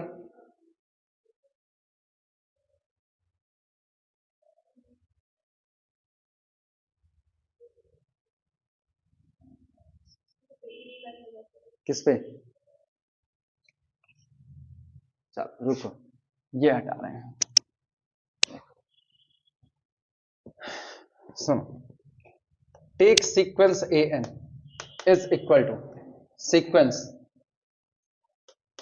1 + 1/1, 1 + 1/2, 1 + 1/3 अप टू सो ऑन। ये याद रखना, दोनों सीक्वेंस सेम लिमिट पर कन्वर्स करने चाहिए, ये सबसे बड़ी बात है। ठीक, sequence BN is equal to sequence, अब कुछ ऐसा लो ना कि ये वाला जो सीक्वेंस है इससे बड़ा बैठ रहा हो। कैसे बैठेगा? इसको बना दो 1 + 1/2n टाइप का, और इसको बना दो 1 + 1/n टाइप का, तो कौन सा बड़ा बैठेगा, कौन सा छोटा बैठेगा? नीचे वाला बड़ा बैठेगा, ऊपर वाला छोटा बैठेगा, और दोनों 1 पर ही कन्वर्ट कर होंगे। क्लियर हुआ कि नहीं? तो आप इस सीक्वेंस को बना लो सीक्वेंस 1 + 1/2n बना लो इसको। ठीक, और 1 + 1/2n बनाओगे तो ये कितना होगा? 2, ये कितना होगा? 4, ये कितना हो जाएगा? 2 3 6, 6 अप टू सो ऑन। और इसको आप बना लो this is equal to sequence 1 + 1/n type का बना लो। तो जब इसको बनाओगे तो ये कितना हो जाएगा? बोलो भैया। 1 + 1/1, 1 + 1/2। अब देखो करस्पॉन्डेंसी में नीचे वाला बड़ा है, ऊपर वाला छोटा, ये बड़ा है, ये छोटा, प्लस 1 + 1/3 प्लस कहे लगा रहे हैं यार, अप टू सो ऑन। ये हो गया। अब बीच में आप CN को भर लो, लेकिन वो भी 1 पर ही कन्वर्ट करता मिलेगा आपको। बांधो तो उसको सही। Sequence CN is equal to, बोलो भैया पैटर्न कितना? 1/0 पर कन्वर्ट करवा रहे हो, इनइक्वालिटी डिस्टर्ब कर दोगे, इनइक्वालिटी डिस्टर्ब कर दोगे भैया मेरे। यहां जो भरोगे ऊपर वाले से बड़ा होना, तुम 1/2 भरोगे तो 1/2 तो इससे छोटा हो जाएगा। तो A2 not less than or equal, A2 is greater than C2 हो जाएगा। जबकि मेरे को A2 को C2 से कम होना चाहिए। आप पैटर्न पकड़ो, अभी भी बनाने में तकलीफ है। कितना? 1 प्लस 1/3। अगला बोलो 1 plus 1/5 up to so on.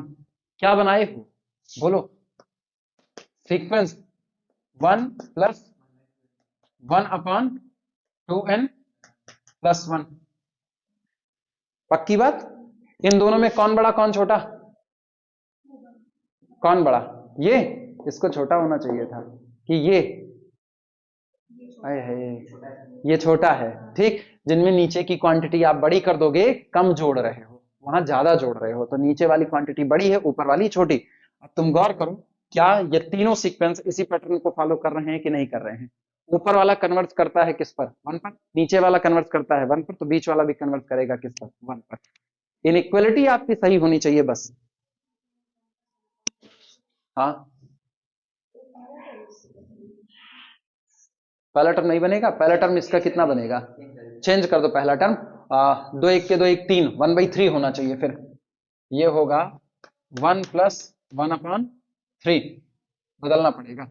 2 दूनी 4 1 5, 1 प्लस 1/5, और ये 7 अप टू सो ऑन। अभी अब इनइक्वालिटी चेक कर लो पहले, सब सही है कि नहीं सही है।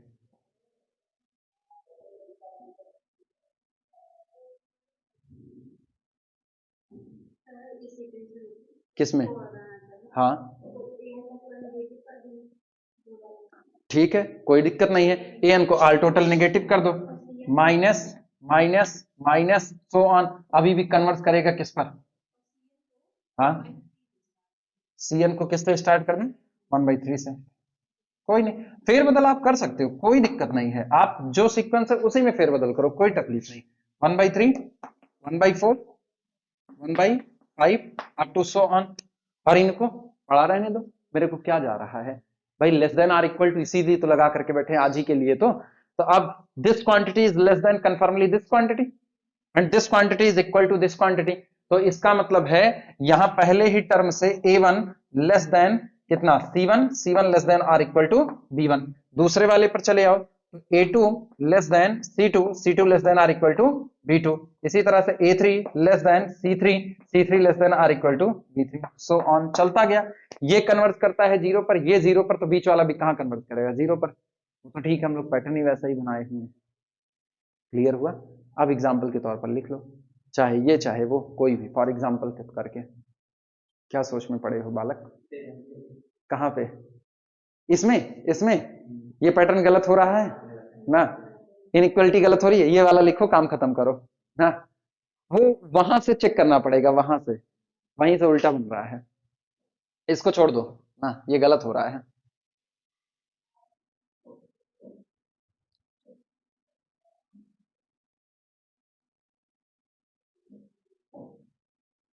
मिटाई दें इसको, काहे के लिए रखा रहे?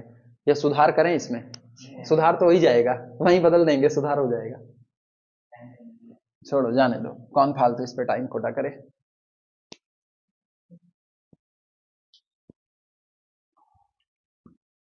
सीएन मिटा करके सीएन कुछ और भर देते, सीएन मिटा करके तो किसका? एएन बैठ रहा था, हाँ हाँ।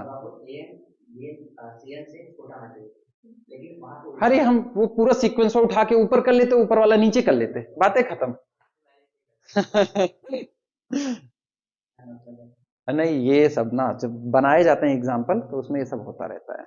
ये कोई बहुत बड़ा इशू नहीं है इसका।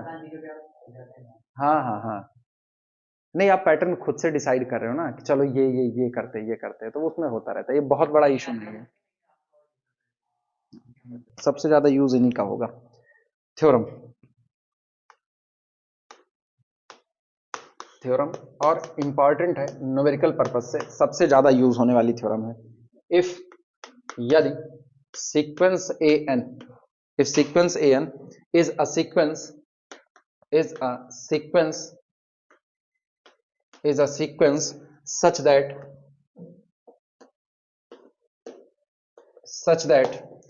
the term of the sequence are non-zero, does not equal to 0 for any n, for any n, and a n plus 1 divided by a n, ठीक, this sequence also converges to L, ठीक,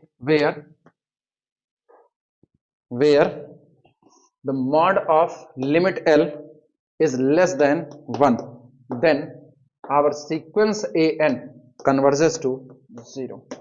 Yeah. Our sequence an converges to 0. बड़ा भयंकर है।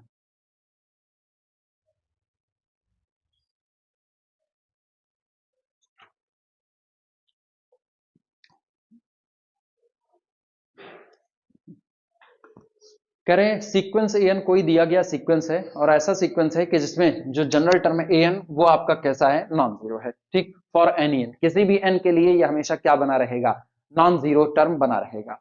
तो ऐसे case में अगर ये sequence N upon N plus 1 upon N converge करता है किस पर, एल पर, और जो लिमिट आपकी निकल करके आती है इस लिमिट का मॉडुलस वैल्यू 1 से कम बैठता है, तो आपका प्रॉपर सीक्वेंस जो आपका मेन सीक्वेंस है वो कहां पर कन्वर्ज कर रहा होगा, 0 पर कन्वर्ट कर रहा होगा, ठीक। यानी इन्होंने एक सीक्वेंस बनाया है A1 A2 A3 up to so on AN so on, और अपने को नहीं पता है कि ये सीक्वेंस कहां पर कन्वर्ट कर रहा है।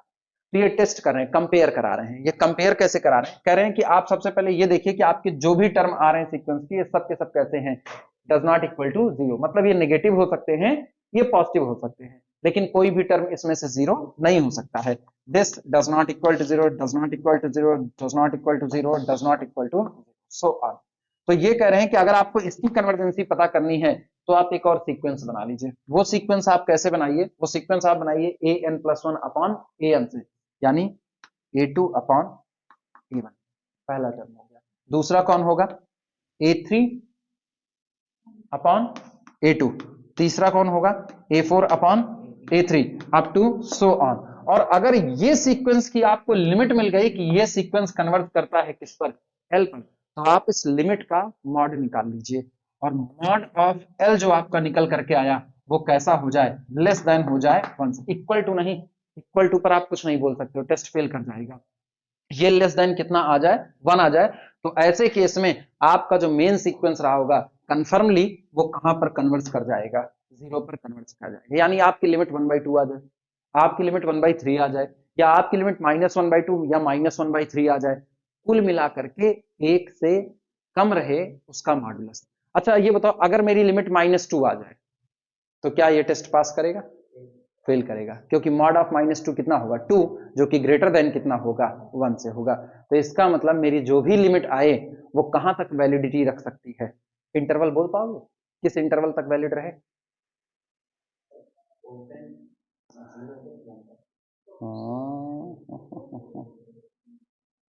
वापस सोच लो, एक बार और सोच लो। यानी हम ना इसी बात को ऐसे ना लिखने के बजाय यहां ऐसे भी लिख सकते हैं, वेयर हटा करके, ठीक, ऐसे लिखते वेयर हटा दे and this L belong to, और सुधारो, कहा कितना कितना बोले, हाँ यही यही, ओपन -1 से +1 ओपन, ये हो गया। किसका, वो सीरीज में लगता है, पहले सीक्वेंस आया है फिर सीरीज आई है, पहले सीक्वेंस है तब सीरीज आया है, सीरीज में मिलेगा तुमको, ठीक है, सेम सेम सेम यही जाएगा, ठीक। अब तुम सोचो, हम चाहे तो उस वाली बात को हटा दें, ये वाली बात मॉडल लेस देन 1 इसको हटा दें, हम इसी को नए स्टेटमेंट में ऐसे डाल सकते हैं, L belong to the open interval -1 से +1, क्योंकि अगर आपकी लिमिट इनके बीच में कहीं भी आ रही है तो ऑब्वियस सी बात है समथिंग अपॉन समथिंग टाइप की आएगी, और उसका मॉड हमेशा क्या होगा, 1 से कम हो बैठेगा। क्लियर हुआ, तो आप चाहे तो ऐसे लिखो, चाहे तो ये वाली बात करके लिखो। क्लियर हुआ, वेयर ये लिखा हुआ है ना, वेयर करके ये लिखा है, इसी के नीचे लिख देना ऐसे, दैट इज अर्थात limit L belong to open interval -1 से लेकर के +1, ये बात लिख देना। ये स्ट्राइक करता रहेगा ना, कभी ऐसे पलट करके नजर आता है तो आदमी भूल ही जाता है, वेयर, बस अब सुधार दिया।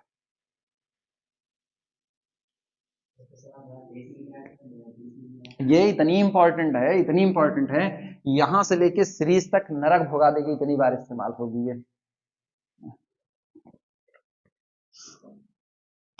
प्रूफ ना दे, प्रूफ ना दे चलेगा ना? हाँ, क्योंकि इसका प्रूफ बहुत लेंदी जाता है।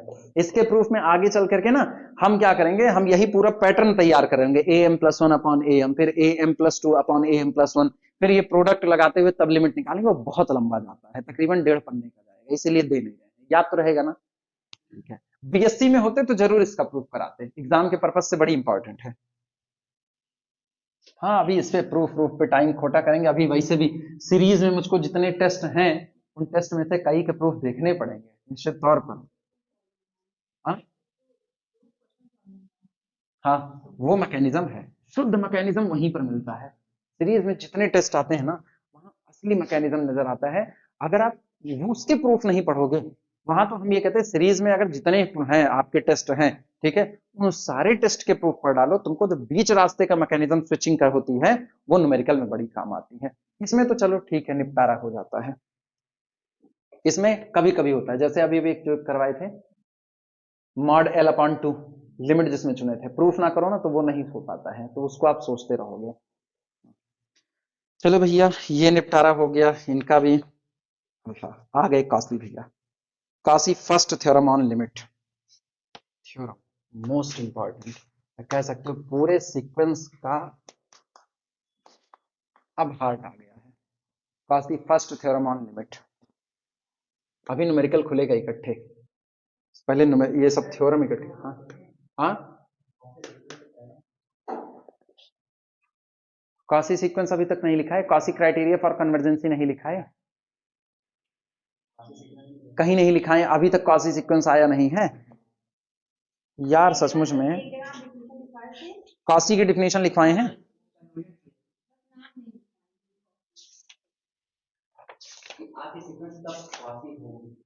यार सचमुच ना, मेरे को ना किताब उताब बड़ी बेकार लगती है, इसीलिए ना डिफिनेशन लिखवाई हुई है।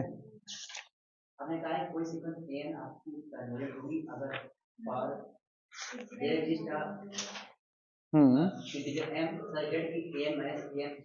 अच्छा ये बताओ, रुक जाए, क्या ये कहीं पर थ्योरम कराई every quasi sequence is convergent and every convergent sequence is quasi? ये भी नहीं करवाए हैं यार। ये किताब बहुत उल्टी चल रही है, मेरे को ये किताब ही छोड़ देनी पड़ेगी। इसमें कहीं ऐसा कुछ मेंशन नहीं हो रहा है, और मुझको लग रहा है कि हम पढ़ाए, बीएससी तुम लोगों को पढ़ाए हुए ना, इसलिए लग रहा है कि हाँ हम पढ़ाए, चलो छोड़ो, चल रहा है। हाँ, स्टेटमेंट भर लिखा है ना खाली। Theorem: a sequence an is convergent if for a given epsilon greater than 0 there exists a positive integer small n such that n। लिखवाई दें काहे के लिए, दोख लें यार, छोड़ो, हम कल से किताब छोड़ देंगे, वो मेरे लिए ज्यादा बेहतर होगा। हाँ, होता यही है ना, एकदम हल्के फुल्के अंदाज में। अच्छा, ग्रुप थ्योरी में जितना एक्टिव रहते हैं इतने इसमें नहीं होते हैं, पता है यार, बीएससी में इसको जोड़ करके पढ़ाया गया। मेरे ख्याल से सबसे ज्यादा कुछ पढ़ाया तो लीनियर अलजेब्रा और रियल एनालिसिस ही पढ़ाई हुए हैं, इसलिए लगता है। चलो हेडिंग डाल दो, कॉसी सीक्वेंस पहले।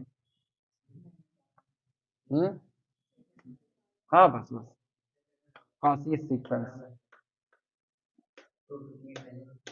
Quasi sequence. मेले की भीड़ ना, कॉसी सीक्वेंस का सिंपल सा एक लाइन है, मेले की भीड़। ठीक, कोई सीक्वेंस कॉसी सीक्वेंस तब कहलाता है अगर एक वक्त के बाद उसके टर्म्स के बीच का अंतर धीमे धीमे धीमे धीमे खत्म होता नजर आए। खत्म होता मतलब सिकुड़ता हुआ नजर आए, तो कहते हैं कि कोई दिया गया सीक्वेंस एन, ठीक, एक कॉसी सीक्वेंस कहलाता है if after some finite step, कुछ फाइनाइट स्टेप चलने के बाद। अब वो फाइनाइट स्टेप लाख हो सकते हैं, 2 लाख हो सकते हैं, दूसरा स्टेप हो सकता है पहले से भी घटना हो सकती है। If after some finite step the difference between any two term an and am can be made less than epsilon, arbitrary epsilon. जितना छोटे से छोटा नंबर आप सोचोगे, उस छोटे से भी छोटे नंबर से भी इनके बीच का अंतर क्या हो जाएगा, कम हो जाएगा। कब? For all m n greater than or equal to this particular step. Clear हुआ? इसी को बोलते हैं कॉसी सीक्वेंस। एग्जाम्पल के तौर पे तुम लोगों के दिमाग में भरा पड़ा होगा गाजर का हलवा। शुरुआत में पकाओ, पूरा का पूरा बन करके तैयार हो गया। थोड़ा सा निकालो, कहीं से भी हल्का सा भी निकालो, उतना टेस्ट करो, उसकी मिठास बता देगी कि पूरी कढ़ाई का हलवा अच्छे से मीठा है या नहीं है। क्यों? क्योंकि आप ये मान रहे हो जितने टर्म वहां पर पड़े हैं उन सभी के बीच का अंतर पकाते पकाते एक वक्त बीत गया, एक स्टेप पार हो गए, जिसके बाद किसी भी दो टर्म के बीच का अंतर इतना माइन्यूट है कि आपकी जीभ उस अंतर को बता नहीं पाएगी। Can be made less than epsilon. लेकिन ये बताओ, जैसे पहले के जमाने में खड़ा नमक पड़ता था, तो खड़ा नमक उसको हल्का हल्का सा आपने पीस दिया, अब पीसने के बाद सब्जी में ऊपर से आपने उसको मिला दिया, अब उसको मिला दो, क्या वो काशी सीक्वेंस की कैटेगरी में गिरेगा? नहीं गिरेगा।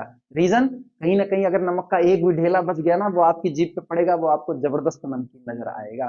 तो वहां से दूसरे के बीच का अंतर आप बता सकते हो, तो वो काशी सीक्वेंस नहीं। लेकिन उसी पिसे हुए नमक को सब्जी में मिला करके उसके बाद थोड़ा सा उसको गर्म कर दो, अब नमक पिघल गया उसमें पूरी तरह से, और उसके बाद अब वो पूरा का पूरा कैसा हो जाएगा? काशी सीक्वेंस। ज्यादा है तो सबका ज्यादा है, कम है तो सबका कम है। फीका फीका लिखना। a sequence a sequence sequence an, ठीक, known as Cauchy sequence, known as Cauchy sequence if, यदि after some finite step, after some finite या after some finite terms, after some finite terms, the difference between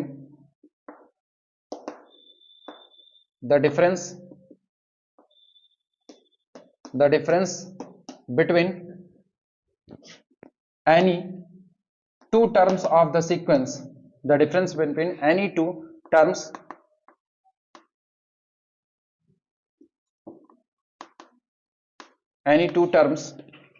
of the sequence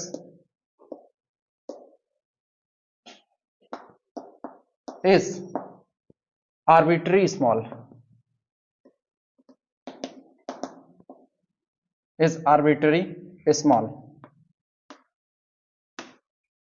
ठीक। A sequence here known as the Cauchy sequence is if after some finite terms, कुछ finite term के बाद, the difference between any two terms of the sequence के किसी भी दो term के बीच का अंतर क्या हो जाएगा? Arbitrary small. जितना छोटा आप चाहोगे उतना छोटा वो अंतर होता चला जाएगा। ठीक, ये तो हो गया व्यावहारिक पक्ष में। अब इसी बात को मैथमेटिकली लिखें, कुछ गड़बड़ी हो रही क्या? ठीक, दैट इज, अर्थात sequence an is a Cauchy sequence, is a Cauchy sequence, is a Cauchy sequence if, यदि there exists a positive integer, there exists a positive integer small p, such that, यहां पर एक positive integer small p मौजूद हो, such that the difference between an and am is less than epsilon for all n comma m greater than or equal to p, where, जहां पर where epsilon is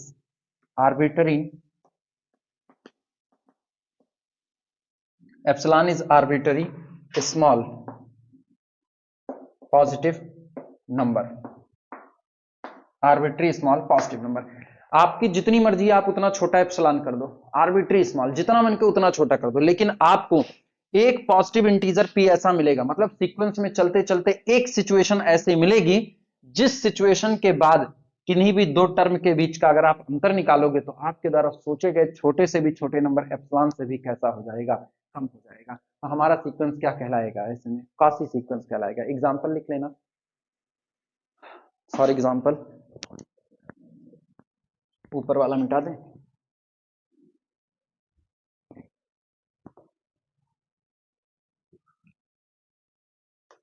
example,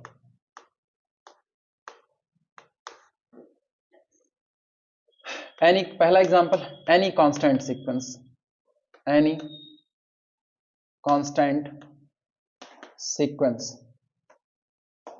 any constant sequence, ठीक। यहां पर p बराबर कितना होगा? 1 होगा, ठीक। दैट इज सीक्वेंस ए, ठीक। Here p is equal to 1, ठीक। That is from first step पहले स्टेप से ही, ठीक। From first step and onward the difference between any two term, the difference between any to terms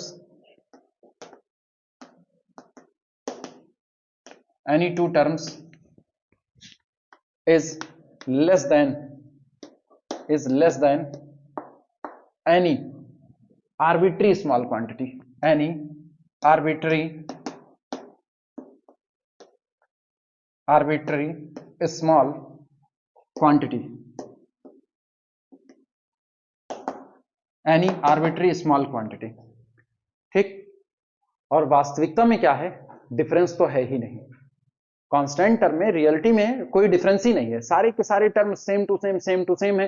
तो पहले और दूसरे के बीच का अंतर निकाल लो, चाहे दूसरे तीसरे के निकाल लो, चाहे पहले और 10वें के अंतर निकाल लो, हमेशा वो अंतर कितना होगा, 0। और आप कह रहे हो कि अंतर 1/2 से कम करके दिखाओ, हम कह रहे यार अंतर है ही नहीं, क्या 1/2 से कम करें। फिर सामने वाला टास्क देता है, अच्छा किसी भी दो टर्म के बीच का अंतर कब 1/10 से कम हो जाएगा, पहले स्टेप से ही 1/10 से कम है, क्योंकि अंतर ही नहीं है।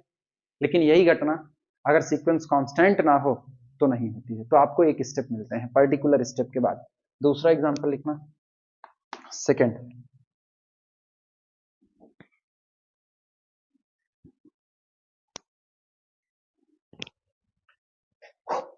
है सीक्वेंस 1/n, ठीक।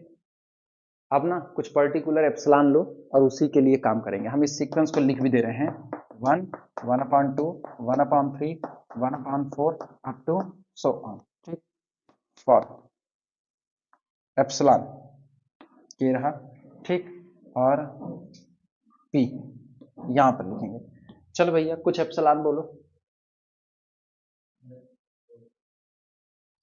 एप्सिलॉन मैंने चुना 1/4।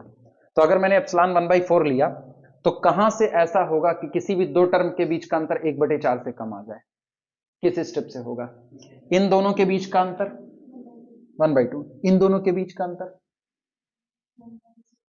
1/6, इन दोनों के बीच का अंतर और कम, यानी सेकेंड स्टेप से ही ये घटना घट गई। तो p इज इक्वल टू 2, 3 से 2 से आगे चलो, इन दोनों के बीच का अंतर कितना 1/6, 1/4 से कम है। हम इन किसका अच्छा इन दोनों का 1/2 और 1/4 का किसी भी दो स्टेप के बीच का अंतर, हाँ 3 पे जाएंगे, ठीक। p is equal to 3। तीसरे स्टेप से आगे आप चाहे जहां जाएंगे, दो स्टेप के बीच का अंतर हमेशा कैसा बैठेगा, लेस देन 1/4 ही बैठेगा। p is equal to 3, that is difference between an and am is less than 1/4 for all n, m greater than or equal to 3। तीसरे से आगे ऑनवर्ड 1/3 1/10 के बीच का अंतर कम ही है 1/4 से, ठीक। एक और चुन लो बस काम खत्म हो जाए, कोई एक और 1/5, एप्सिलॉन इज इक्वल टू 1/5। तो बोलो p बराबर कितना करें, p बराबर कितना,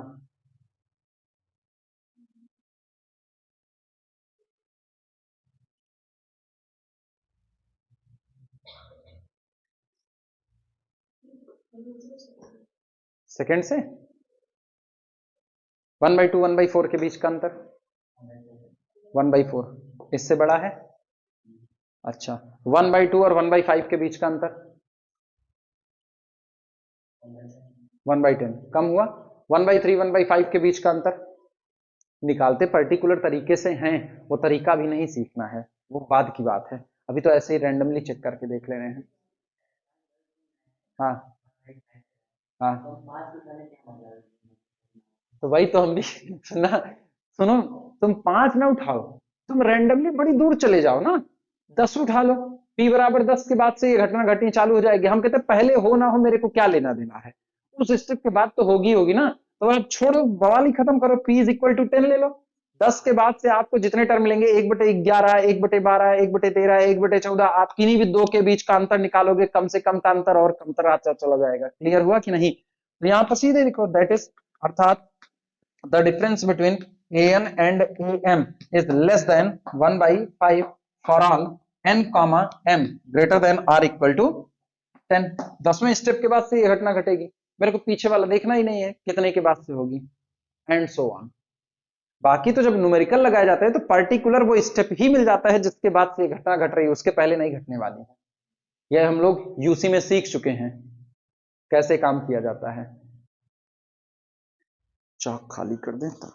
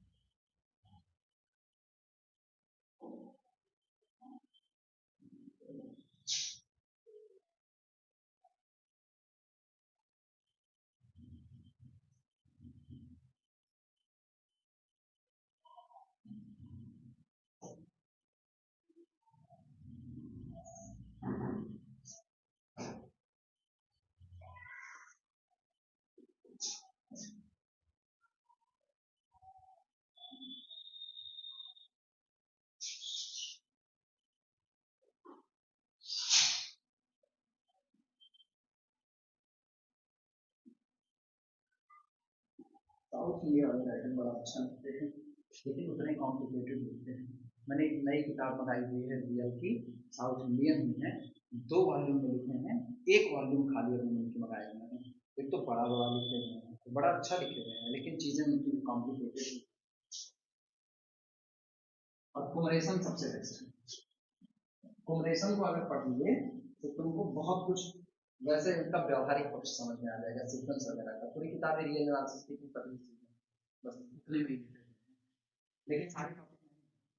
और अगर आर्टिकल के तौर पर पढ़ना हो तो ट्रेविस टाउल के मुकाबले, अगर आर्टिकल के तौर पर इसको पढ़ना कि जैसे कोई अच्छे से समझाता है तो फ्रेंच का, लेकिन इन सबसे ऊपर, सबसे ऊपर अगर ढंग से पढ़ना तो किसी में पढ़ नहीं सकता इधर। वैसे सही जगह पे पहुंच जाओगे तो सारी किताबें फ्री फंड में मिल जाएंगी, कोई पैसा नहीं लगने वाला है। वैसे खरीदोगे तो पैसा पैसा लगेगा, 3-4 हज़ार की जरूरत तो शायद 8 उसके कई वॉल्यूम आते हैं, एक एक वॉल्यूम उसका 6-6 हज़ार 7-7 हज़ार।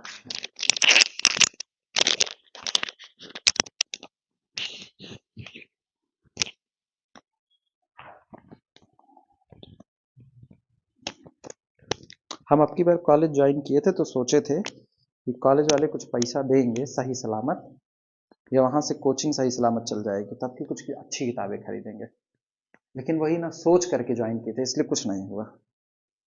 कॉलेज में बर्बाद हो गया पूरी तरीके से। एग्जाम आ गया ना, छुट्टी किए ना कुछ, वैसे ही लड़के अपने आप ही आना छोड़ दिए, कहीं जाना ही नहीं है, कोई जावे नहीं कर रहा है, सब फुर्सत में है। हाँ हाँ, तुम्हारे बहन के यहाँ पे वहाँ 10 दिन के बाद नया सेमेस्टर चालू करेंगे, तो उसके पहले 10 दिन की छुट्टी दिए हैं। पैटर्न तब भी सही है, 10 दिन पहले कॉलेज तो बंद कर रहे हैं, यहाँ तो नहीं, यहाँ आखिरी दम तक चलाते रहते हैं। चलाते रहो नॉन स्टॉप। हाँ ये हो गया, और तो कुछ काशी में नहीं बचा है लिखाने को। Limit n approaches to infinity 1 upon n 1 plus 1 upon 2 plus 1 upon 3 plus up to so on plus 1 upon n।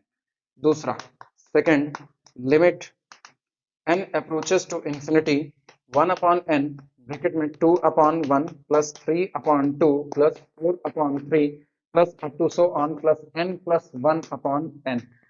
तीसरा third, limit n approaches to infinity 1 upon n bracket में 1 plus 2 की पावर 1 upon 2 plus 3 की power 1 upon 3 plus up to so on plus n to the power 1 upon n। चौथा, limit n approaches to infinity 1 upon n bracket में 1 plus 1 upon 2 की power 2 plus 1 upon 3 की power 2 plus up to so on plus 1 upon n की power 2। ये चार दिए गए।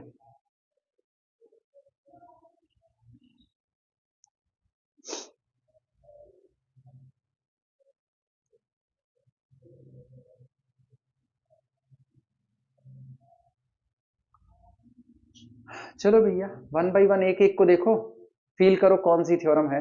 अब नजदीक में ही हो, a1 plus a2 plus a3 plus so on plus an divided by n, काफी फर्स्ट थ्योरम ऑन लिमिट।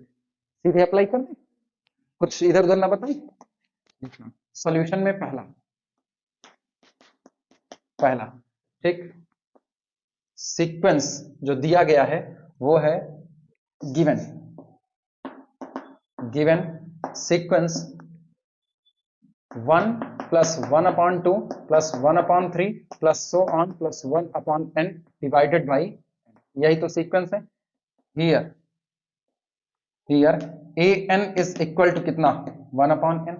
ठीक, this implies that limit n approaches to infinity 1 a n is equal to limit n approaches to infinity 1 upon n is equal to 0।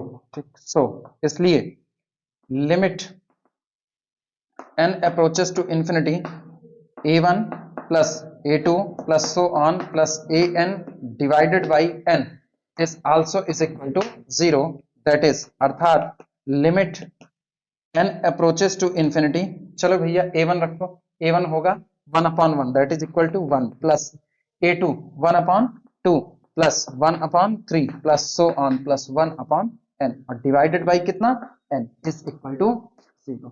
तो ये इसकी limit कितनी आ गई, पहले वाली। कोई तकलीफ, नोट कर लो।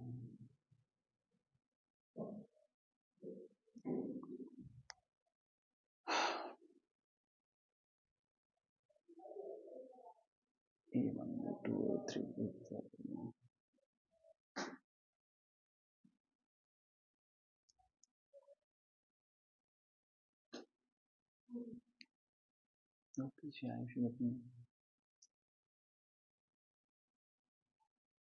सेकेंड वाले में an n plus 1 by n, उसका निपटारा कर लेते हैं।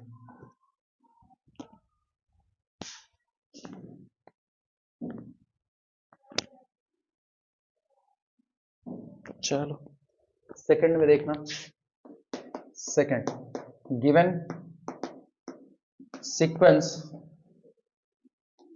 2 by 1 plus 3 by 2 plus 4 by 3 plus so on plus n plus 1 upon n divided by n। here an is equal to n plus 1 upon n। this implies that limit n approaches to infinity an is equal to limit n approaches to infinity n plus 1 upon n, that is equal to limit n approaches to infinity, break कर दो, n upon n that is equal to 1 plus 1 upon n that is equal to 1। so by Cauchy first limit theorem, so by Cauchy's first limit theorem, first limit theorem, limit n approaches to infinity a1 plus a2 plus so on plus an upon n also is equal to 1। यानी this implies that limit n approaches to infinity, चलो भैया a1 रखो, a1 2/1, 2/1 plus a2 कितना हो जाएगा, 2 1 के 2, 3/2, 3/2 plus 4/3 plus so on plus n plus 1 upon n whole divided by n also is equal to 1। दूसरे वाले की लिमिट आ गई 1।